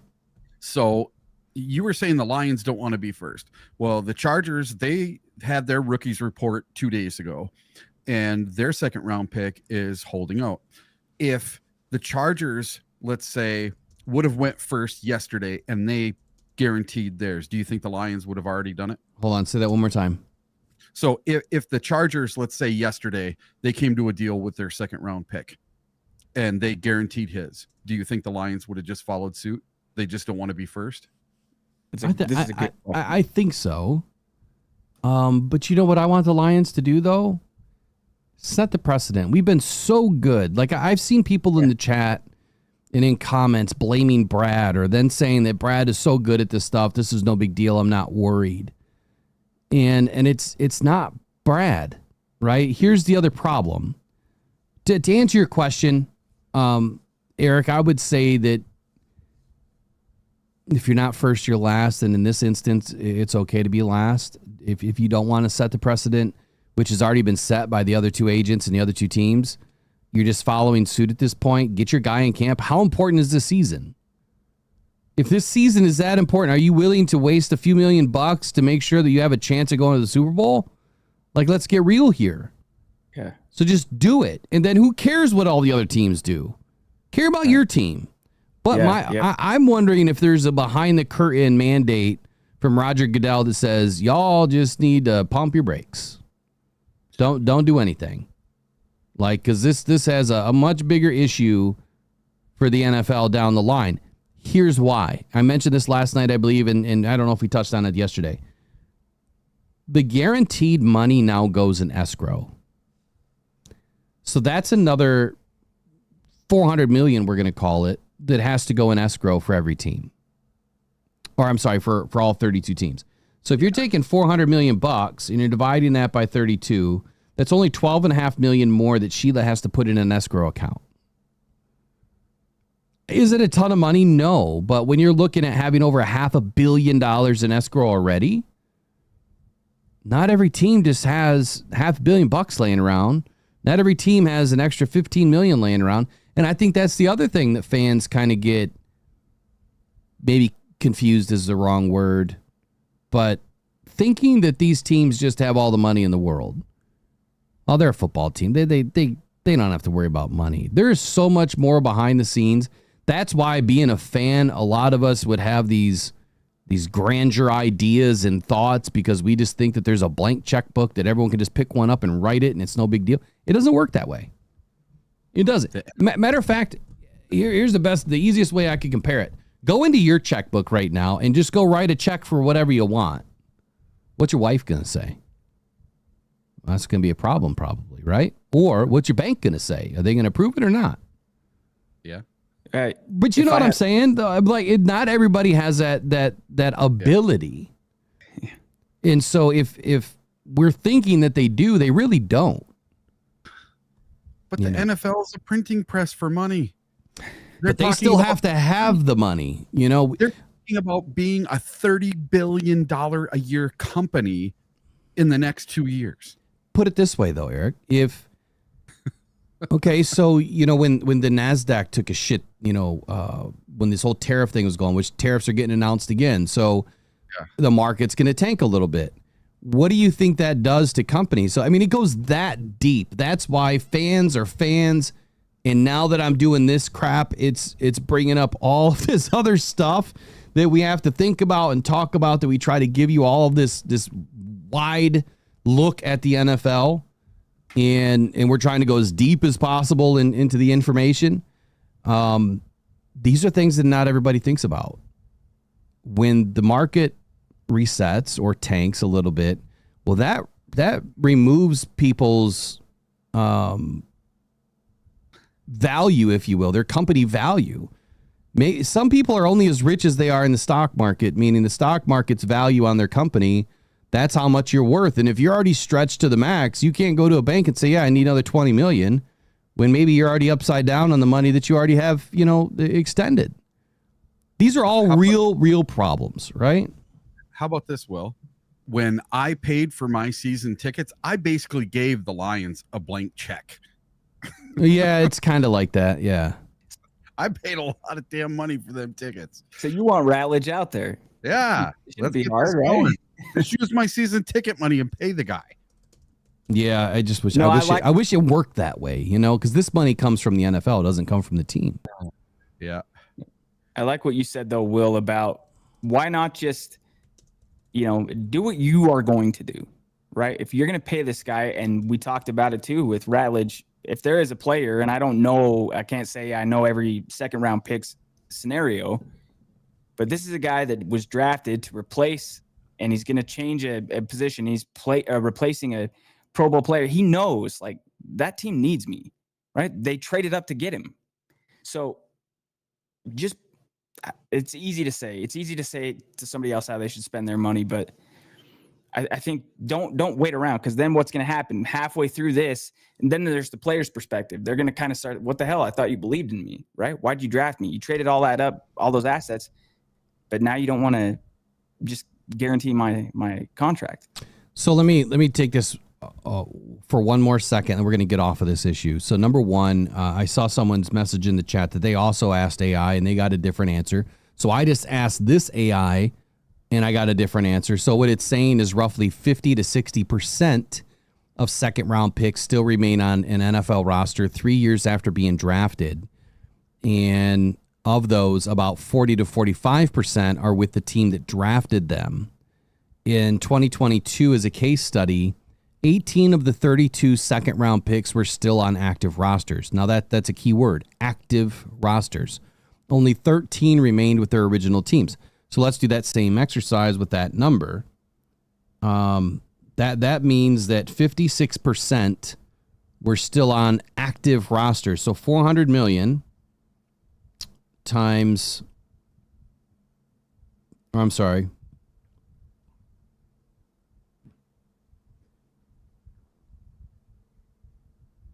So that's 176 million. Divide that by 32 teams. So that bumps the number now to 5.5 million. So on average, teams would stand to lose 5.5 million over the life of the rookie deal. With 13 still on the original teams, that means at least the other ones are traded or they're not in the NFL anymore. That's a big nut to crack in itself. Going back to, I think it was Lanner 420X had said that, I understand what you're saying, Will. Where was it? I get what you're saying, Will, but the TV deal alone covers the whole roster and they still have money left over. So that's the thing. Now I'm gonna say, without going deep into research this morning, the TV deal goes to the team. It does not cover anything to do with the roster. The roster is paid through the NFL salary cap. That is a separate entity from the team. So just like Dan Campbell's salary, John Morton's salary, all the coaches, all the assistants, all the front office, that is paid by overhead of the franchise. That has no impact on the salary cap. The salary cap comes from the NFL. However, the team, the franchise, has to cover the escrow account. That doesn't come from the salary cap.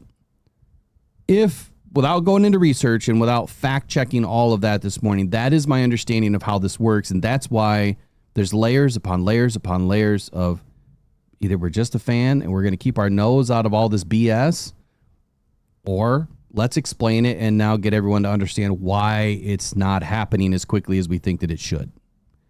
But I'm going to step off of this topic and let's go into the next topic, which is about 5 topics. So Detroit Lions training camp preview, what to expect, who's on the roster, who's not, a little bit of stat review. Let's start with the defensive line. You guys let me know when you have it open. I'm there. All right. So, again, I appreciate everyone for joining us this morning. And I did dial the ads back. If you get if you get the likes up to 75 every morning, we'll get ads turned off. We need to do that before 8:30 in the morning. That's the goal, is 8:30 in the morning. That way YouTube recognizes that we're doing something cool over here, potentially. All right, so the Detroit Lions 2025 defensive line preview. On the roster, Aiden Hutchinson. On the other side, Marcus Davenport. Currently in rehab, Aleem McNeil. Your starting right defensive tackle or nose tackle is DJ Reader. Your starting left defensive tackle or immediate backup is Tyleek Williams. Levi Onwuzurike is definitely going to be fighting for that top spot with Tyleek Williams. Roy Lopez is your immediate backup to DJ Reader. Josh Paschal, El-Quadin Muhammad, Mekhi Wingo, who's also in rehab. Pat O'Connor, Ahmed Hassanin, our 6th-round draft pick. Chris Smith, Isaac Ukwu, Miles Adams, Mitchell Agood, Broderick Martin, Nate Lynn, Keith Cooper, Raekwon Williams. That is 1, 2, 3, 4, 5, 6, 7, 8, 9, 10, 11, 12, 13, 14, 15, 16, 17, 18, 19, 20. Wow. You're talking almost a fifth of the Lions roster is defensive line. That's crazy. I don't know that they've ever gone this deep. To think that roster is going to get slimmed to about 10 names is crazy to me. Key losses this year, if you want to consider Zadarius Smith a key loss or Kyle Pecco, I really liked what Pecco was doing last year. It was unfortunate he got injured. So I'm just going to start with you, Eric. Yeah. Your first glance at this defensive roster. Thumbs up or thumbs down on improvement over 2024? Well, I think thumbs up for now. We have to see what Roy Lopez can do. And I really think that this year, this guy right here, number 99, Broderick Martin. Oh, hey, you got it. Awesome. Yeah, I got it on. And I really think that Broderick Martin is going to come on in year 3. Or is this year 4? Yeah, year 4. So I really think that this is the year that he's going to put it together, because this is his make or break year. Listen, last year he transformed his body. He was having an amazing training camp. If you remember the day that we went to training camp, he had a great day. I thought Broderick Martin, man, this guy's going to make the team. He's going to be awesome. And then the season comes and he hurts himself. And it just derailed everything. He got hurt in, I think, the last preseason game, and everything just went down the rails from there, and he never caught back up. So this year, I hope he continued to transform his body, put on some nice, healthy weight. I'm hoping he's got a little more speed and more burst, and the Lions can finally turn this kid into what they wanted him to be from the beginning. So I think you're going to see a lot of jumping forward progress there. And then I think you're going to see a brand new Marcus Davenport, because he never left. When he got injured last year, he stuck around for the entire year. And then you add in Ahmed Hassanin, man, I think this defensive line is going to be much improved over last year.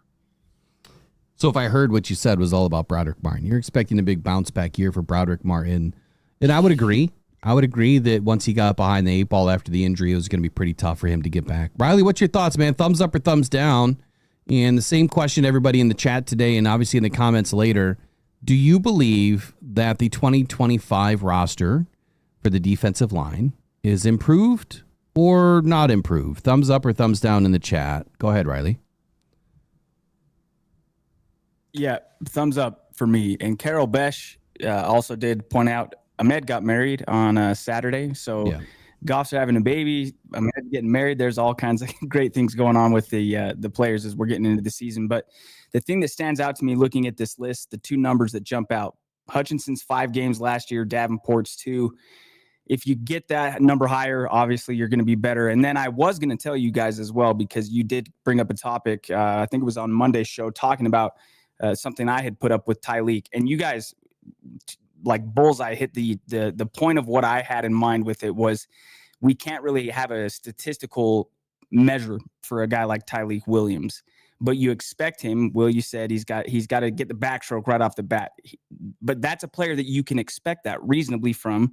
He can go in and start and hold his own until Aleem comes back. I think it's by committee.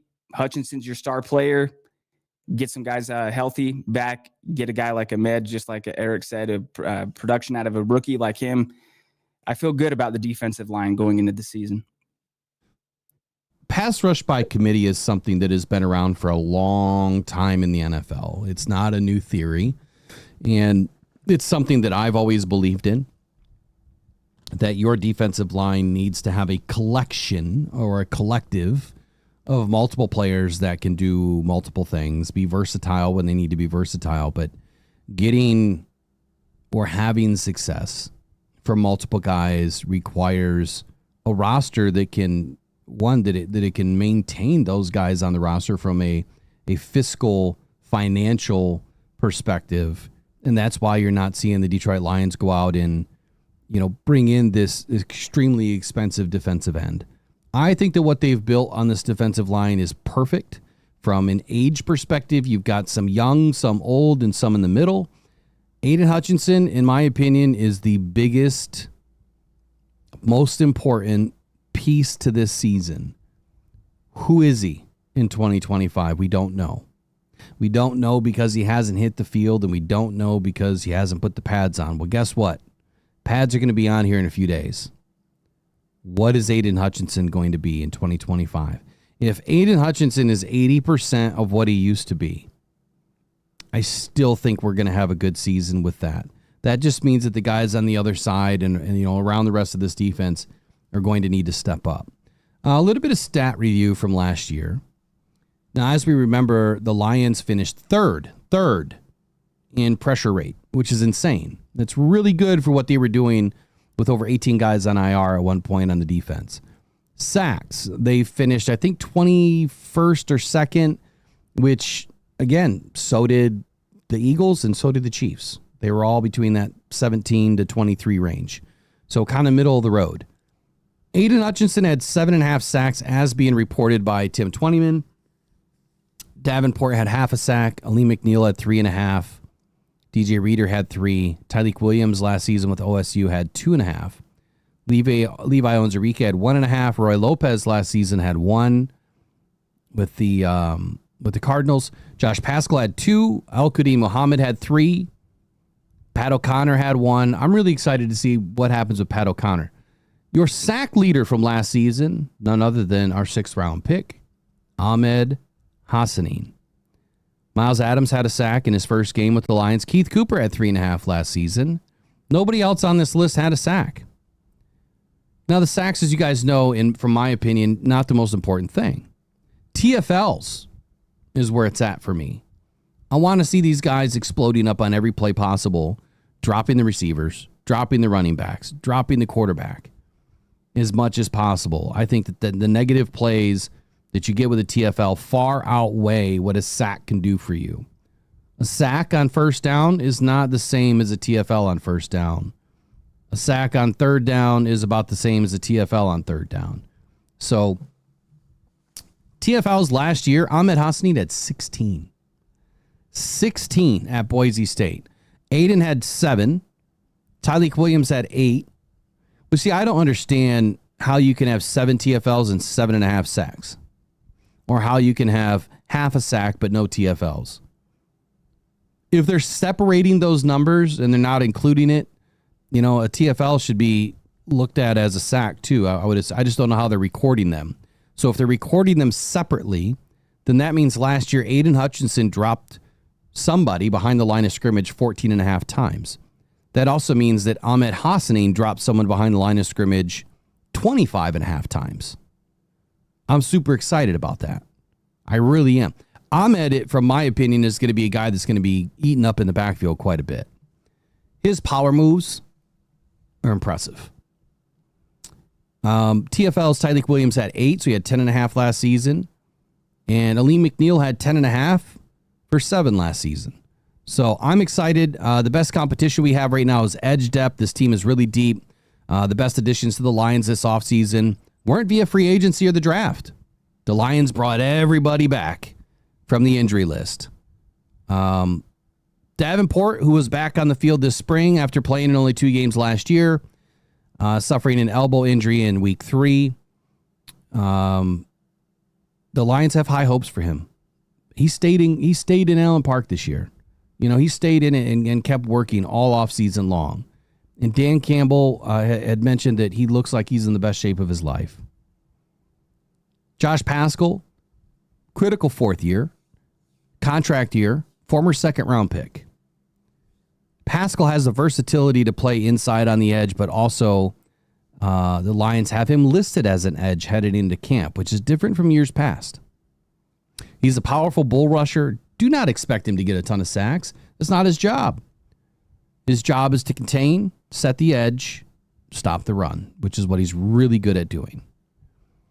Al-Qadim Muhammad showed some good things as injury replacement last season, recording 3 sacks in 9 games, just 2 starts.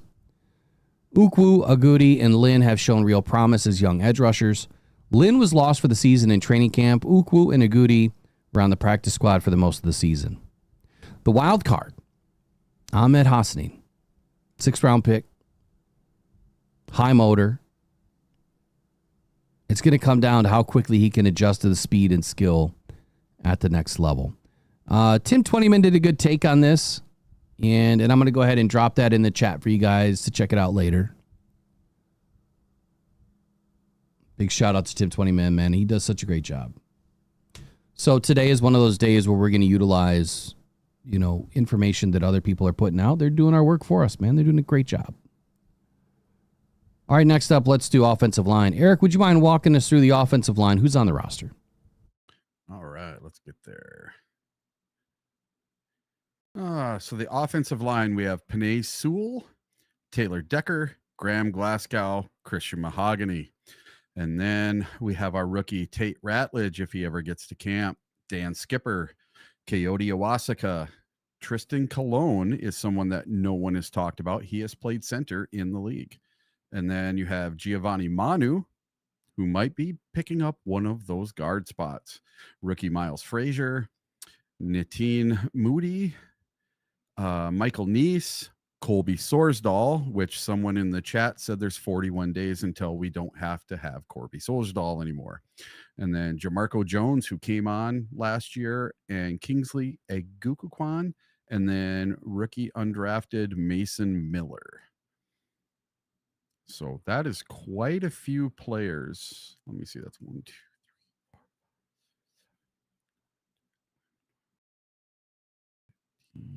16. That's 16 for possibly 10 spots or 8 spots, however many they decide to keep. Well, last year I think they kept 9, if I'm not mistaken. I think they kept 9. This year I think they're probably going to be right around the same level, 9 or 10. Next week is when I'm going to start to do the previews, Riley and Eric. I don't know if you've done anything with it, but we're going to start dropping our previews next week. So we got to have the first 5 done, the first 5 on the schedule. So all next week's show, like Monday through Friday, we're going to be doing previews, and they'll also drop his videos, so you'll have them both ways. The offensive line, look, thumbs up, thumbs down. Again, in the comments later, in the chat right now, is this group improved? I'm not going to say up or down. This is more of a wait and see, because you lost Frank Ragnow, the best center in the entire NFL, and you lost Kevin Zeitler, who was one of the highest rated guards in all of the NFL. And you have Christian Mahogany, who has 70 something snaps. He's played in two games and the playoff game. So you're going to have at least one absolute person who's never played a snap in the NFL on this offensive line. So if they go with Graham Glasgow as center, they go with Mahogany at left guard, and then they go Manu or Tate Ratledge as the right guard. That still leaves a lot of openness. So until I see it gel and see what's going to happen, for now, I'm going to say it's not as good as last year. Riley, what do you think, man? I think they're setting it up for the future.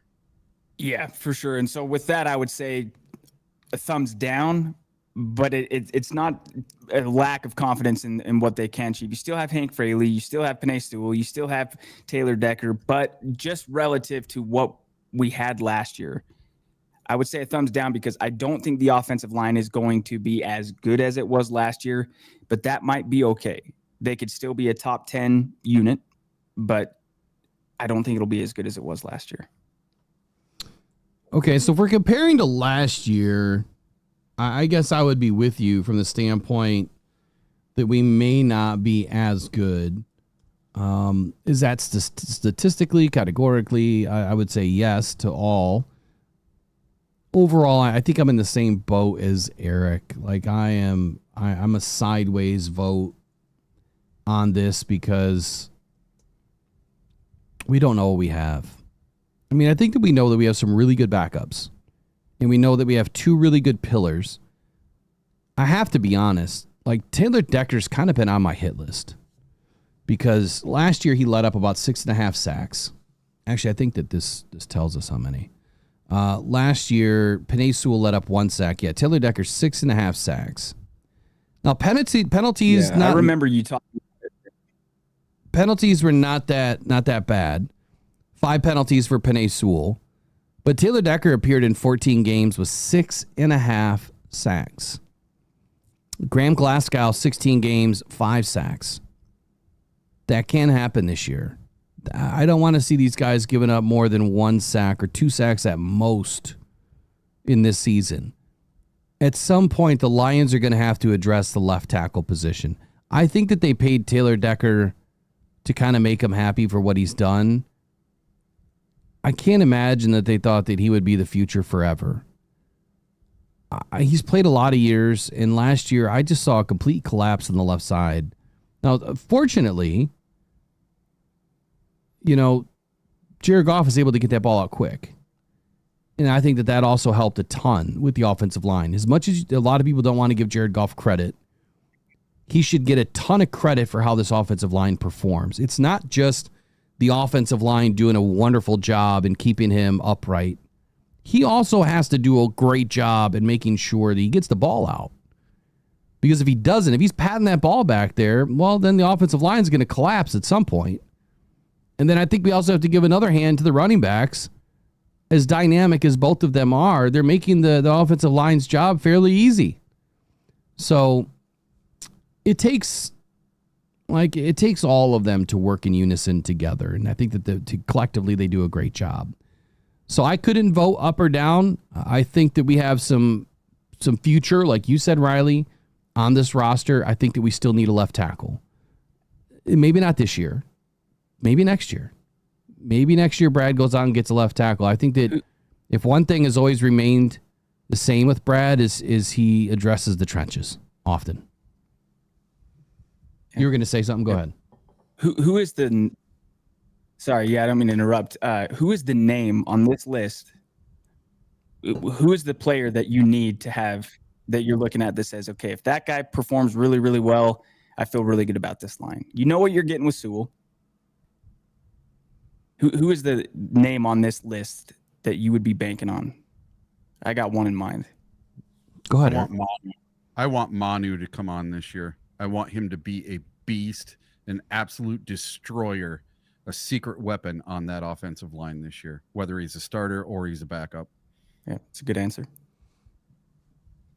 Okay, so Manu's definitely going to be a backup. But yeah, we do need to see him get some time. Last year he was off the field the entire season.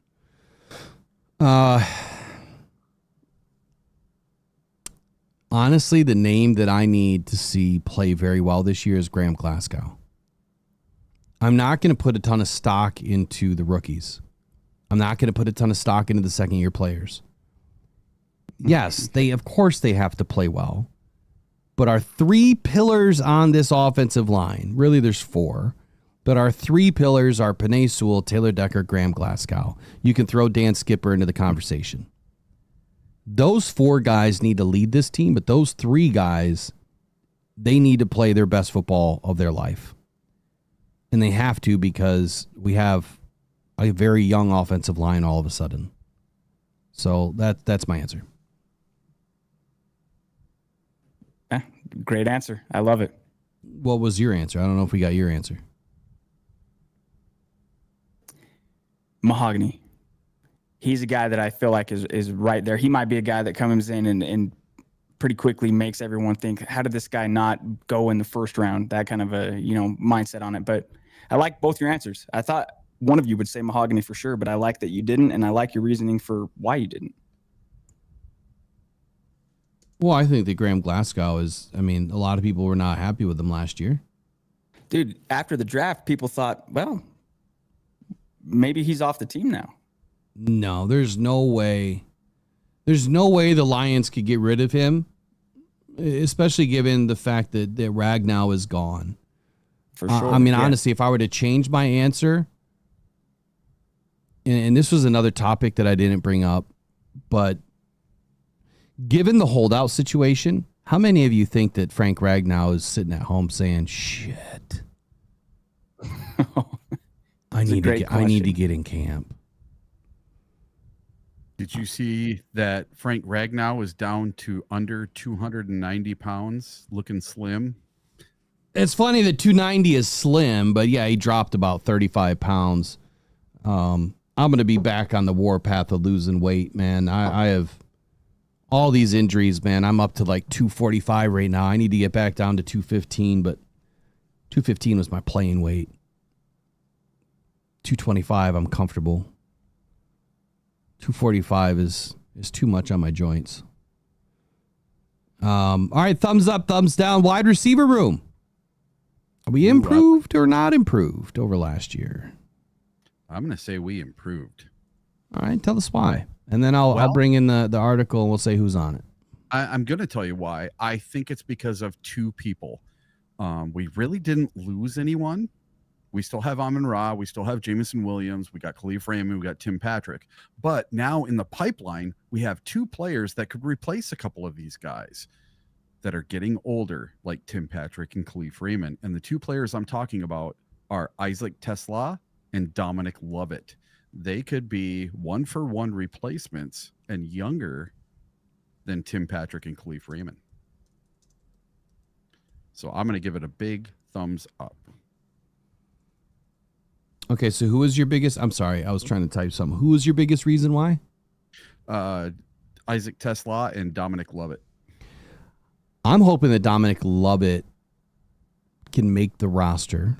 I mean, I don't think that there's a reason why he shouldn't, but we know that this is a roster that usually only keeps 5 wide receivers. And matter of fact, let's just take a look at the roster right now. Before I do, Riley, are we thumbs up or thumbs down on the wide receiver room? Yeah, this is a strong thumbs up for me. You've got your best players back. You got your 1 and 2. And really, yeah, like Eric said, you're bringing all those guys back. And then, going into the draft, I remember hearing it on the channel here. Maybe they'll take a receiver, didn't know who it was going to be, didn't know it was going to be Isaac Tesla, but everything I've learned about him since, love the element that he brings to the offense. It's an element that the offense didn't have last year. So you've got all the returning cast of players, plus some new toys to work with. It's a strong thumbs up for me for the wide receiver room. Plus Jared Goff. Come on, man. This room, in my opinion, is probably, I don't know why this is not loading, probably one of the best wide receiver rooms in the league. Matter of fact, I would say it's top 3 for sure. I think there's a hard argument to be made for them not to be number 1. 6'4", 214 pounds, 31 1/8 inch arms, 10-inch hands, and he runs a 4.4 340. He runs a 10-yard split in 1.51. He damn near jumps 40 inches in a vertical, 129-inch broad jump, benches 225 17 times. Who am I talking about? Tesla. His athleticism score is a 96. Now, his production score was not that great coming out of college, but that's because, again, what these teams are asking their players to do, but his quarterback sucked. Isaac Tesla is exactly what I've been asking for a couple of seasons. I said that when the Lions go and draft a receiver, it's going to be a 6'4" guy. Everyone thought I was nuts. I said that we would get a receiver this year. We did. And we got the guy, I mean, I didn't know we were going to get, but we got the exact body of what I was seeing the Lions attempting to get at some point. Because we haven't had that big body threat, that we used to have in years past. But since 2021, in 2021, we had the shortest wide receiver room in the league. In 2022, we had the shortest wide receiver room in the league. They were barely averaging 5 foot and 11.5 inches. Let me say that again. 5 foot, 11.5 inches was the average of our wide receiver room. Now, we'll wait and see what we get for the 53-man roster, but we're probably going to be pushing 6'1".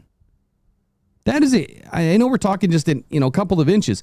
That's a huge transformation when you're talking the averages for a wide receiver room, because a lot of guys are shorter in the receiver group. A lot of guys, I think 6 foot probably the average for a receiver these days.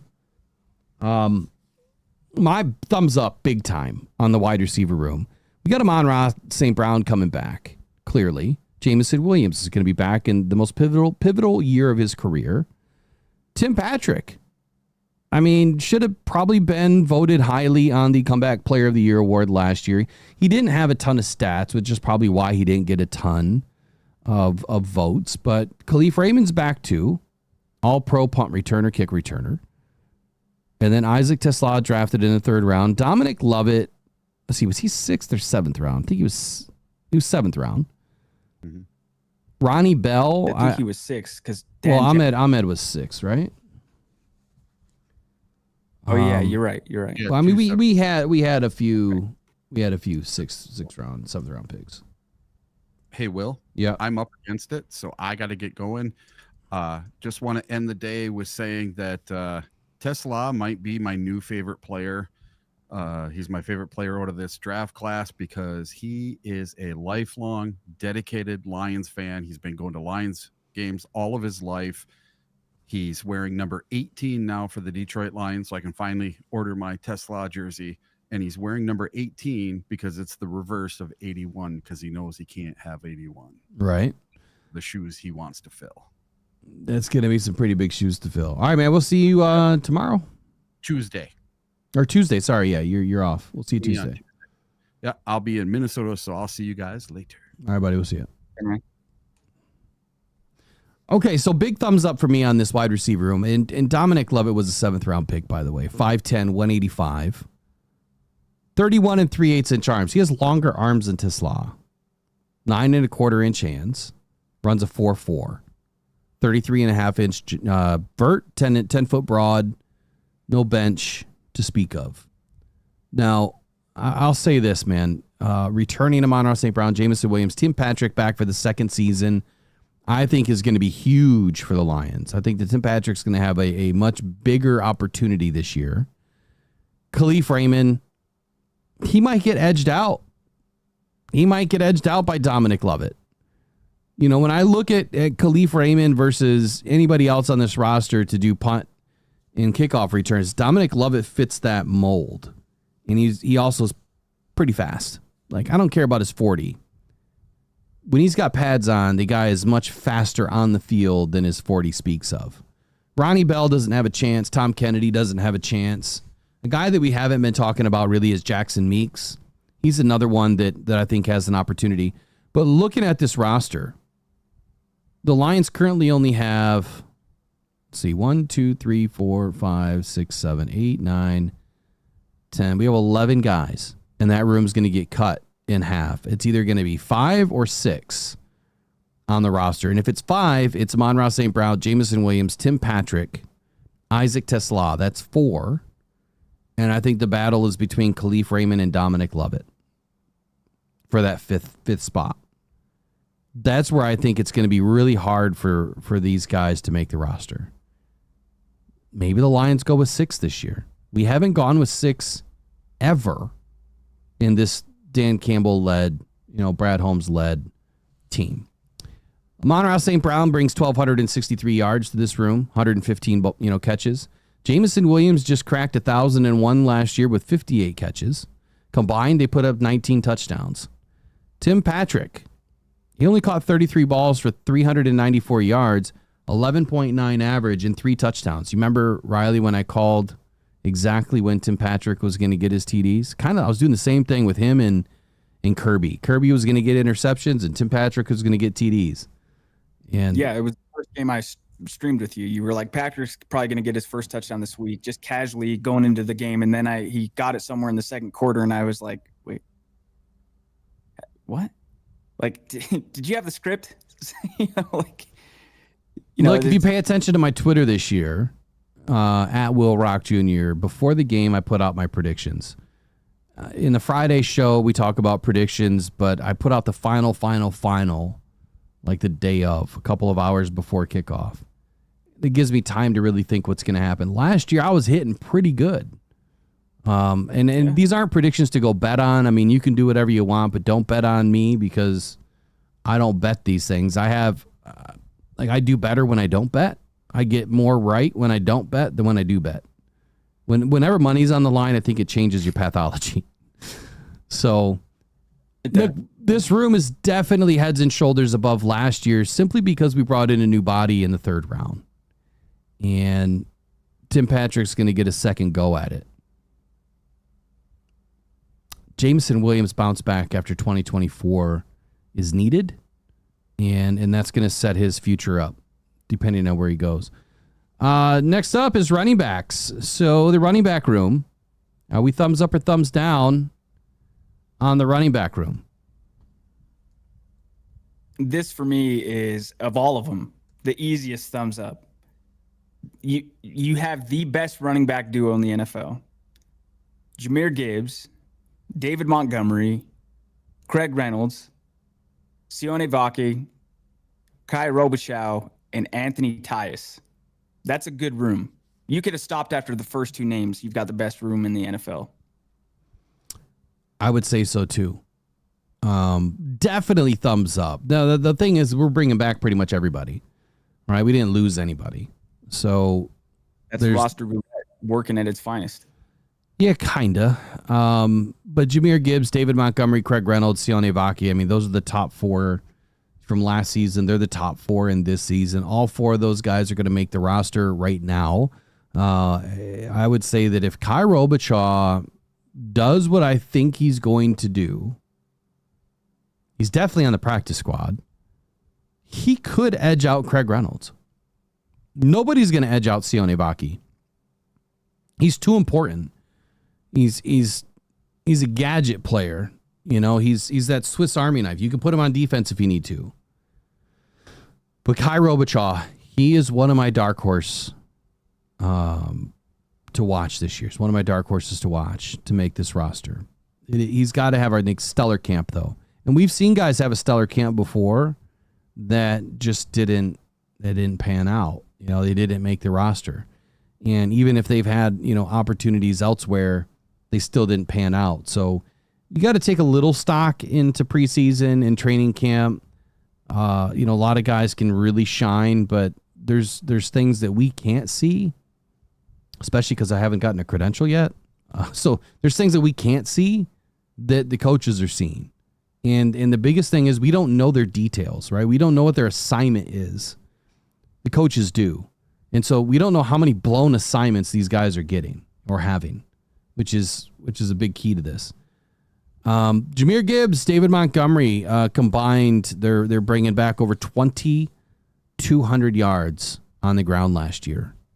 Over 88 catches through the air, almost 1,000 yards through the air, 32 touchdowns, Riley.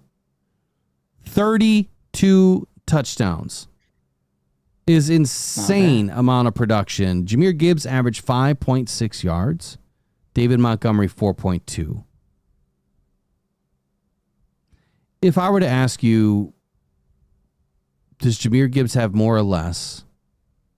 What would you say this season? More or less? I would say more, because I think Montgomery's going to have a little bit less. So more yards, more TDs? Yes. I think it's going to be really hard to replicate 20 plus TDs. 20 TDs is a ton, and he obviously, what do you have, 4 or 5 in one game against Minnesota there at the end. They usually kind of split them down there once they get in the red zone. They do go to Montgomery, but I would say yards for sure. Gibbs will have more, not even accounting for what he's going to get receiving. But I just feel like Montgomery's, you know, he still has plenty of juice in the tank, but I just feel like he's going to have a little bit less this year. So I think Gibbs will get more snaps this year, I guess is what it comes down to, which will lead to more yards, possibly more touchdowns. I'm with you. I think that Jahmyr Gibbs is going to have more production on the ground and especially through the air. I think that he's going to have a lot more yards and opportunities through the air, 1,000%. The only question that still stands to get answered is the split. Is it going to be more of a 60-40 split? You know, I think that's the biggest question. And once that gets answered, I think that's then going to give us the opportunity to understand, you know, how this offense is going to run this year. Are you good on time? Yeah, I got all the time we need. Okay. Next up is the cornerback room. So the DB room, and we're just talking corners, not safeties, just corners. Are we thumbs up or thumbs down on the cornerback room? Riley, initial thoughts. How did we get better? Or did we not get better?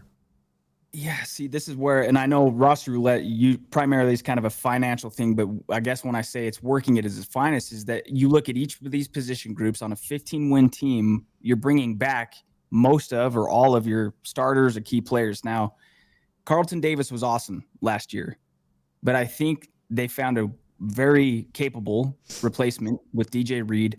I think Terrion Arnold's going to make a step this year.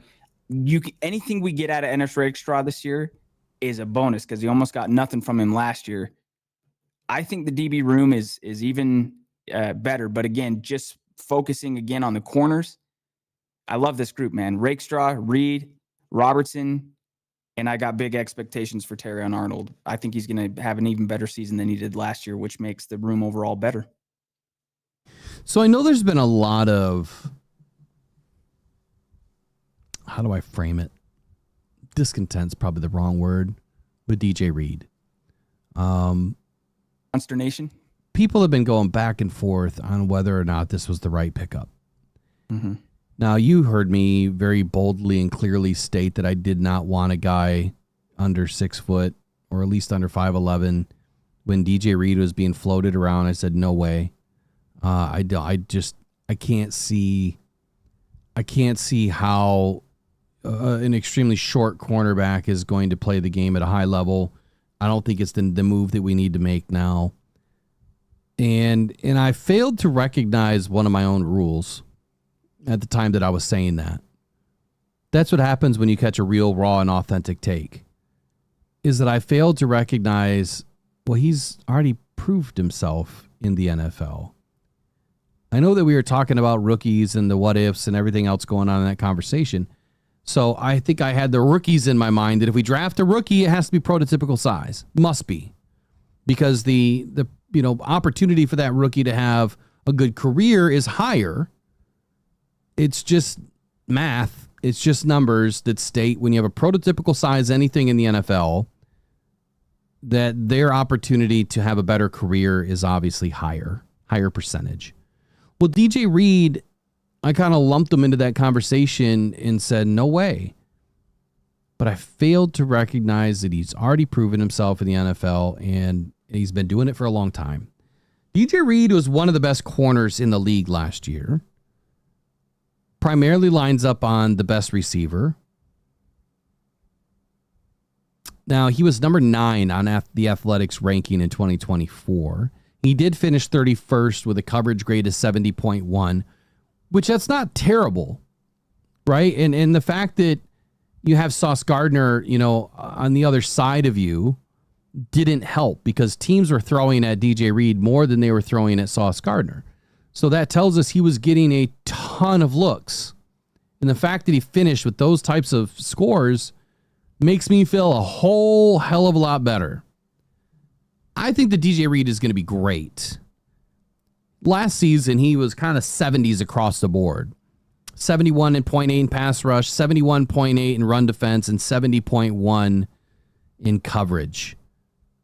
He didn't have any interceptions. He did allow 35 receptions on 880 snaps. Passer rating against was a 91.7, which is not terrible, but that number needs to be below 80 for me when you're making the kind of money that he's making.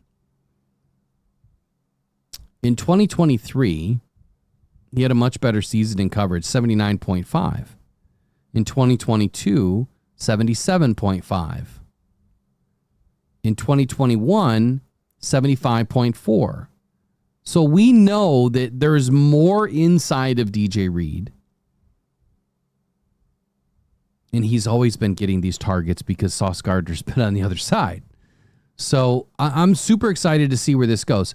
But they didn't just do that. They brought back Amik Robertson, which I think a lot of people devalued Amik Robertson prior to the season, partly because of the height issue, not recognizing that, this guy was a slot corner. A lot of people kept saying that he was an outside corner. He hasn't played as many outside snaps as he has, in the nickel or in the slot. That's where he belongs. Like the guy, for whatever reason, he manhandles guys that are bigger than him. He struggles with the guys that are his size and more speedy. He manhandles the bigger tight ends. It's like the reverse psychology of what you would think that he's supposed to do. Amik Robertson's an absolute bulldog. And we have another one with DJ Reed and Terrion Arnold's second season. Ennis Rakestraw having a bounce back season in 2025 is needed. Like you said, we didn't see anything out of him last year. He has to stay healthy. That has been the biggest knock on his career to date, is that he can't stay healthy. But then Brad Holmes did something that made me, look twice. You bring in Avonte Maddox and Rock Ya-Sin. I couldn't believe those two names just showed up in Detroit. Especially Avonte Maddox. Avonte Maddox is making this roster. Hands down. He has to. Barring some sort of crazy injury, Avonte Maddox has to make this roster. But again, he's another 5'9" guy. Right? So we've got like 3 5'9" guys. Terrion Arnold is quickly becoming the tallest guy in this DB room outside of the safeties. But last season was not a great season for Avonte Maddox.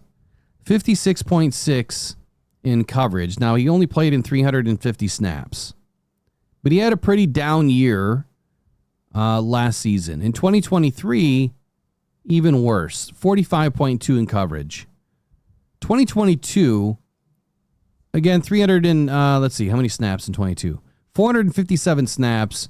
That was probably his better season. 70.3 in coverage, 77 pass rush, 71.3 overall.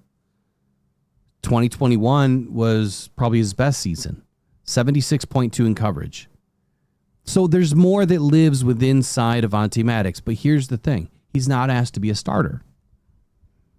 Right? He's not asked to be a starter. He's asked to be a role player that is going to get more looks in nickel and dime packages.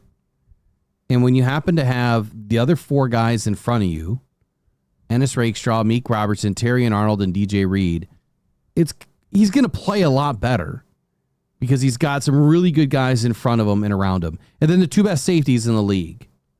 So you're bringing a really good skill set from what Avonte Maddox adds to this dynamic in this room, and he's going to be able to use all those tools because everything around him is good. Does that make sense? 100%. Yeah, it's all complementary. Very, not too different from the defensive line. If you have Aiden Hutchinson, I guess, in the cornerback room, Terrion Arnold's your Aiden Hutchinson, or what you hope will be your Aiden Hutchinson. And then everyone else is just, they have very specific assignments and roles. But that's the thing you're talking about. The guys that we're discussing here, the great thing is you're not asking them to be number one. You're not asking them to be starters. And if those are your depth pieces, I think that's one sign of a good team and certainly a strong cornerback room. So if I were to look back at, some of Avonte Maddox film, which I did a little bit, I didn't watch as much as I had hoped, but, primary role was in the nickel. He's going to have to beat out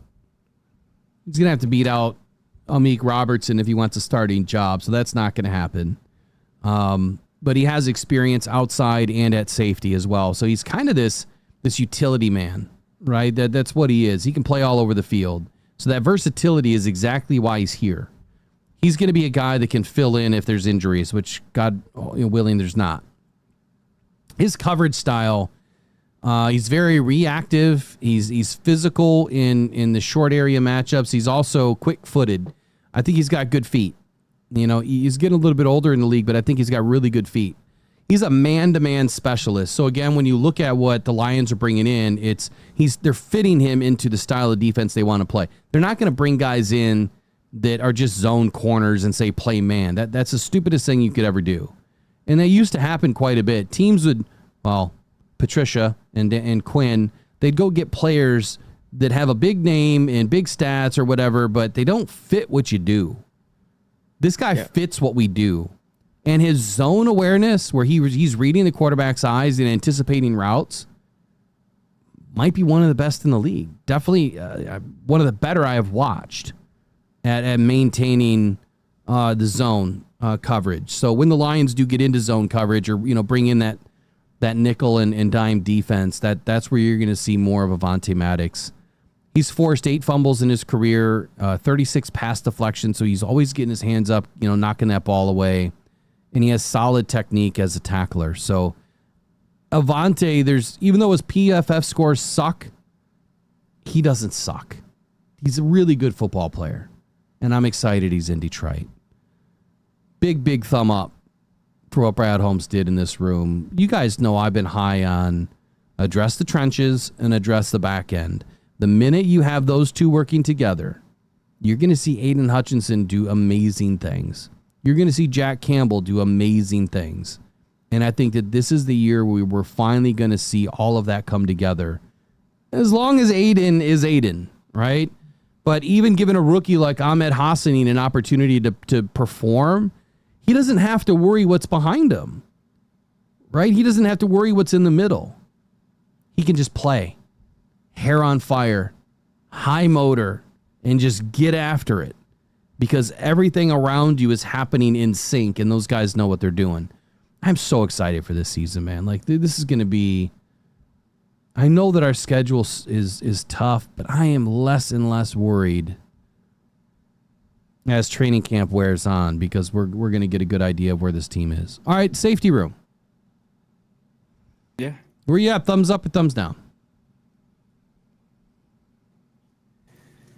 Oh, let me think. No, I'm just kidding. I don't need to think on this one. Man, this is thumbs up. You've got the best running back duo in the NFL, and if there's a better safety duo in the NFL, I sure as hell don't know who it is. Kirby Joseph, Brian Branch, and it stands to reason that both of them are about to have their best seasons to date. Dude, Brian Branch I can't say enough, man. And Kirby's the one that got the contract, but Brian Branch, my gosh, man, how he fell to where he did in the draft from the moment he got that pick 6 in Kansas City, just that what he brings to the team, and he's a leader, man. He's just an awesome, one of the Brad Holmes' best draft picks to date. I think it starts there with Kirby Joseph, Brian Branch. You bring in Dan Jackson. You got Lauren Strickland, Avonte Maddox, Morris Norris, Eric Hallett, and Ian Kennelly. Tim Twentyman marks the best competition in this room, being the 4th safety spot. That's a sign of a good safety room. You're not talking about we don't know. We know one of our starters. No. This is set. These guys just got to show up and do what they've done. And I think that they're both about to have their best season, speaking specifically on Kirby and Brian. It's funny how he mentions, Avonte Maddox as the best safety competition. So as I mentioned earlier for the DB room, for the cornerback room specifically, Avonte Maddox is that nickel and dime guy, right? But his Swiss Army knife of a skill set is a safety. And exactly what Tim Twentyman said is Maddox was brought in to be the number 3 safety and backup nickel corner, having experience doing both the last 7 years in Philly with 81 career games and 41 starts under his belt. His versatility is a nice off-season addition for the Detroit defense. I couldn't have said it any better. Key losses this year, Efetu Melifonwu.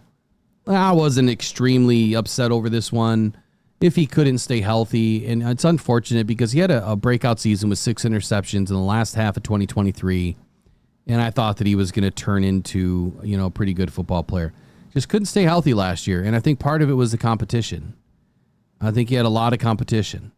And maybe he just wasn't feeling it. I don't know. But it didn't seem like he wanted to play.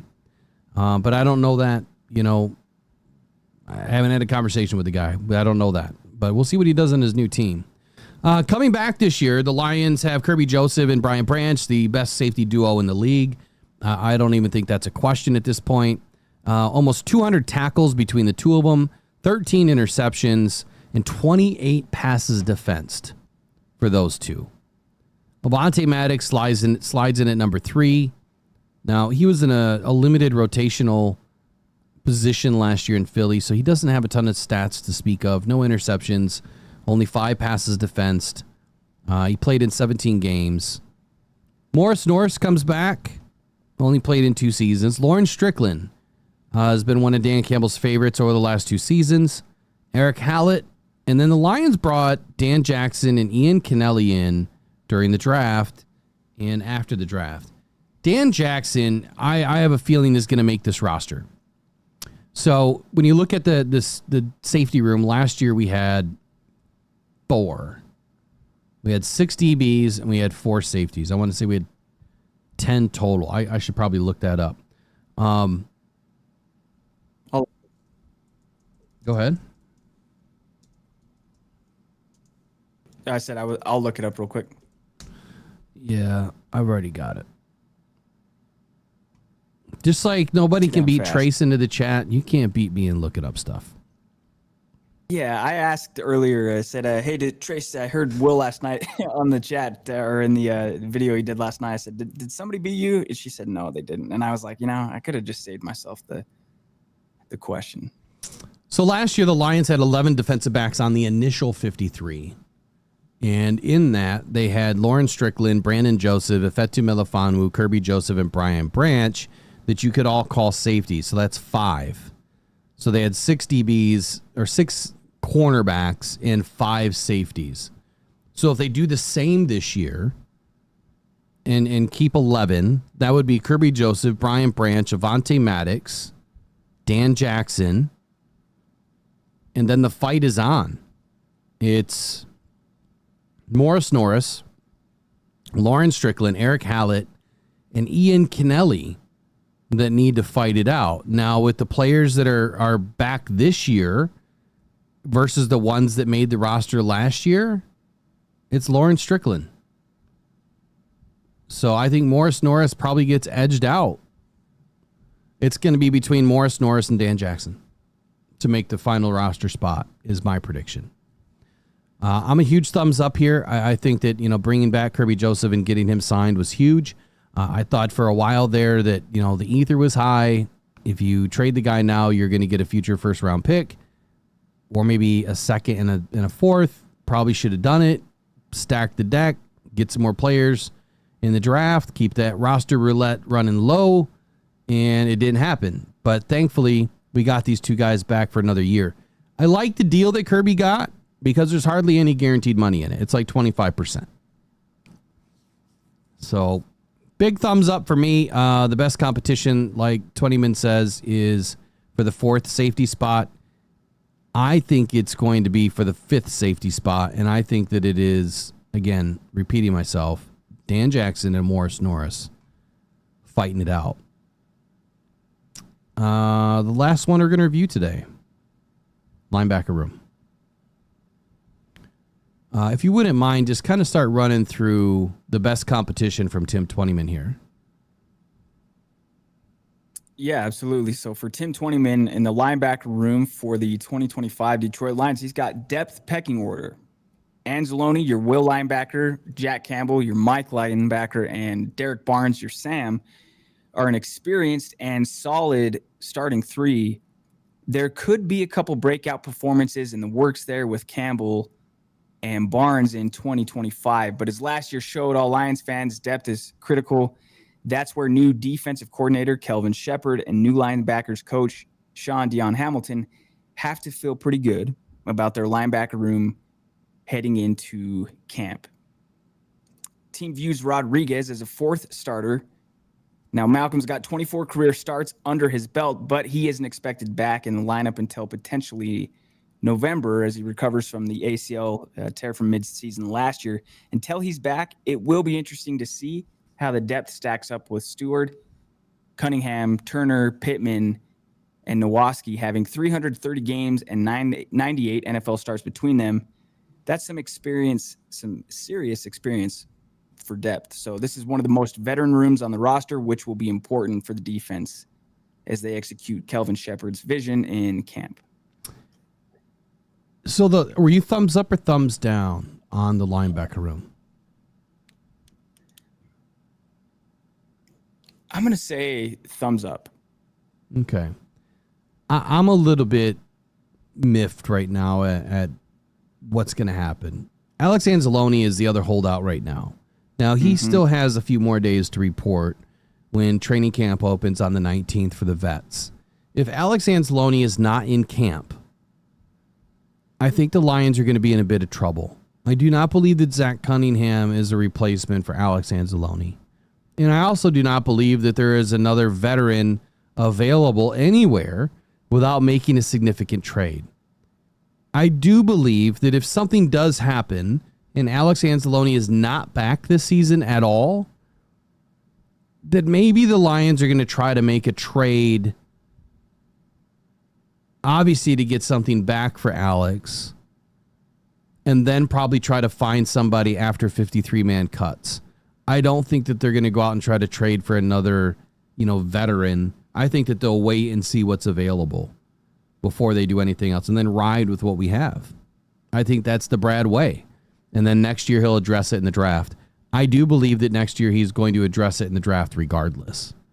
I was really surprised that we did not get a linebacker this year.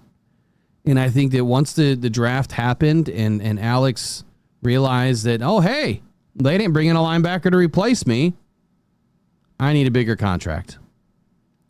I think that's how it went down. Had Brad gone out and drafted a linebacker, I don't think that we're having this conversation right now. I think that Alex is in camp.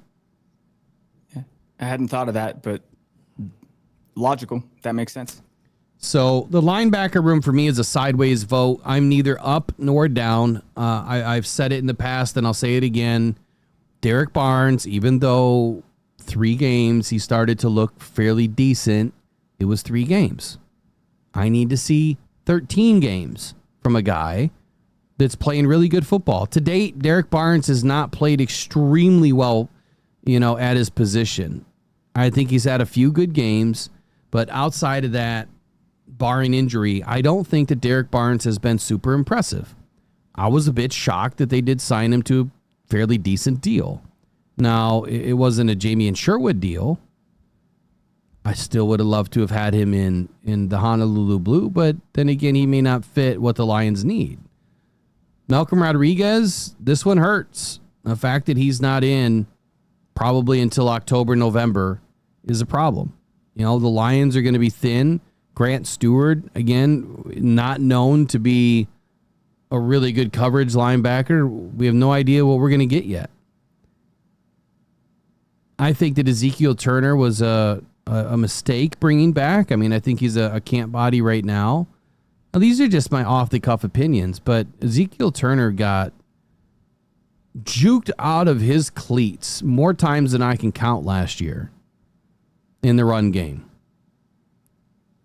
That's not what we need. We need guys that can set the edge. He would bite down, and I know that Dan Campbell says he wants these guys to play fast, and he wants them to be vindicated in their pursuit. Or not vindicated, bad word. He wants them to be dedicated, when they're in their pursuit, getting after the quarterback or the running back. Make a decision and go. It's when you start to think twice that things really start to go south. And Ezekiel Turner was not impressive to me. At times, it might have been his first game that I think he looked okay. But then after that, I think that teams kind of figured out how to expose him. And he was exposed. Alex Anzalone, Jack Campbell, Derek Barnes, Malcolm Rodriguez, Grant Stewart, and Zach Cunningham, I believe, will be the starting 6. The 6 that are kept in the 53-man. If Alex is not back, that's going to shake everything up. And according to Tim 20Man, he says the Lions fans should feel really good about the experience, the talent, and the depth at linebacker heading into 2025. Anzalone, Campbell, and Barnes are all experienced players with the scheme and the track record of solid production. That experience will allow Shepard to hit the ground running, implementing his scheme come the start of training camp. Well, we don't have Anzalone to start training camp. So thumbs up, thumbs down. Let us know in the chat in the comments later if you would, please. And that ends today's segment on training camp preview. I think we touched on all the positions except for quarterback. And so we'll finish with Jared Goff. I don't think that there's any mystery who the starting quarterback is for 2025. That's Mr. JG16. He'll be under center. But we also don't know who our center is going to be at this point. So any premonitions or anything about Jared Goff or reservations, 2 bad words. Any reservations about Jared Goff and the center combination this year to start camp? Well, premonition's fine. I wish I could do a premonition of kind of one that you had when the Lions acquired Jared Goff. I don't know a bigger believer in Jared Goff than you will. I think he's going to have a great season. I think he's, all the cliches, got the chip on his shoulder. He wants to prove, right? Like, this is not Ben Johnson. It's not Sean McVay. This is Jared Goff. He's the common denominator here. I do think there's going to be familiarity with Glasgow. You're going to be relying on that. There are some players on this roster that you are relying on a ton. Jack Campbell's one of them. Graham Glasgow's one of them. And then obviously, Jared Goff. Not only do I think he will have a great season, but the Lions sure need him to have a great season, an MVP caliber season for them to achieve their aspirations. Because this isn't just get to the playoffs anymore. They've gone and done that. They've knocked that boulder down. Now it's contend for a Super Bowl. Jared Goff's got to be one of, if not your best player. I think he's got it in him.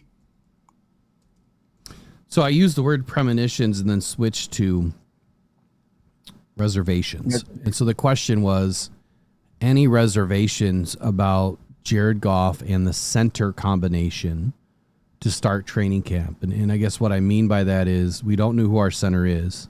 So are you more confident in the fact that Jared Goff, and this is a question for everybody in the chat, obviously in the comments later too. Are you more confident that Jared Goff has a ton of experience, pretty calm, cool, collected dude during the game? I mean, nothing really rattles this guy. That he's going to be the tone setter, no matter who the center is. If it's Graham Glasgow, I think there's a relationship there already. If it's Tate Ratledge or Mahogany or Frazier, I feel like that's where Jared Goff is going to have to take over the relationship. It's a special bond in a relationship between a quarterback and a center. And I feel like it's going to be something that we need to watch grow this year. I'm going to have a special fix on it, as far as where my eyes are going to be on just about every play. And then after the play, if it's Tate Ratledge, are they gonna build that chemistry really quickly? And if I'm JG right now, I understand that Tate Ratledge can't be in camp. But if I'm JG, I am taking every single interior offensive lineman out to dinner separately. And I'm going to have a conversation with them. Hey, if you're competing for the center job, this is what we need to do. And you have the same conversation. You build that relationship from day one. That's what I would do if I was JG. Take all of these guys out, get to know them, get to understand, break those walls down, any barriers, tear them down, right? And set the relationship standard in what you expect from your center, because it is a special bond. Like these guys are super important to each other. That's really it for today. I know that we went over a half hour. Thankfully, we got in that last segment. I knew it was going to go long. So give us a quick recap. What did you learn today, Riley? And I guess what are your final thoughts of the day? Yeah, I love the day starts with the question of, what's your why? There's some great answers in the comments too. And encourage people, guys, go back. If you're listening to this show live, or if you're listening to it after recorded version, timestamp stuff. If you hear a comment you like, timestamp it. Let us know. If you disagree with us, whatever the case is, let us know for sure. But yeah, man, I learned that Dave Fipp was a pilot. I did not know that. And yeah, man, it's just, we're one day closer. I'm extremely excited for the season. I asked the question earlier, what's been the best season for you guys? You both said 2023. For me, I think it was 2024. And a huge reason of that is Rocked On Detroit Lions and finding it. And so now I'm looking forward to doing it from the outset, from week one. So I'm excited for the season and hope everybody has a great Wednesday. It's training camp. Lions play in 2 weeks. It's nuts. Days. It's nuts that I'm going to be at the Hall of Fame game in 2 weeks. Yeah. And then we're talking about what we saw on the field. Made it through the offseason just about. You know what we didn't get to today? There's a few things that we didn't get to, but that's all right. We'll talk about it tomorrow. There's a lot we didn't get to today, but that's just kind of how it goes, man. This show is so loaded with good topics and good energy. But I like what you just said. And again, that's a challenge for people in the chat. It's a challenge for people watching the show later. Do us this huge favor. YouTube lets you clip our content. Now, I have opened the ability to allow you to do that. So if you're not a manager or a moderator or a host, you typically don't have the ability to do those things. Clip it. Post it on your social media and tag us. Like I said, I'm going to give out a shovel award this year, and it's going to be to the person that does the most. I mean, someone that's really trying to help us grow. And there's many ways that you can do that, whether it's donating to the foundation, whether it's, showing up and participating in the chat, whether it's tagging and spreading, the content on all of your social medias. There's many ways that you can do it. Bringing in new watchers, new listeners, and then tell us, in the chat in the morning before 8:15, hey, I invited all of these people into the show this morning. But sharing the clipped content. If there's things that you really enjoyed about the show today, you can clip about 60 seconds at a time. Clip it, share it, tell people where to find it. That would be huge for us. I want to grow. I would say that I want to grow to 30,000 this year, or 40,000 or 50,000. The thing is about YouTube is once you get over 1,000, you don't really need to grow anymore. If all you care about is money. See, I don't care about the money. But what I do want to do is I want to grow so that we can make sure that more Lions fans are getting the content that isn't full of SOL, anger, bullcrap, and getting an opportunity to listen to something that really tries to come with the facts. And a dedicated, loyal Lions fan, 27 years as a Lions season ticket holder, over 40 years as a fan. We're not here to talk crap, right? We're not here to fill you full of fake news. We're here to have some real conversations. And I'm so glad to have you all a part of it because you are the best part of it. Like I've said from the very beginning, without you, there is no us. You are the best part of Rockhound Detroit Lions, and I super appreciate all of you guys. Training camp's here. Lions football has officially begun, Riley. We finally made it. I love it, man. I'm excited. Well, I'll see you guys all tomorrow. I just dropped a link in the description for Dave Fipp. So if you want to watch the video again afterwards, it's in the description. Please visit the links. Also, Rocked On Cancer Foundation. Buy me a coffee /Rocked On, ROCKEDON.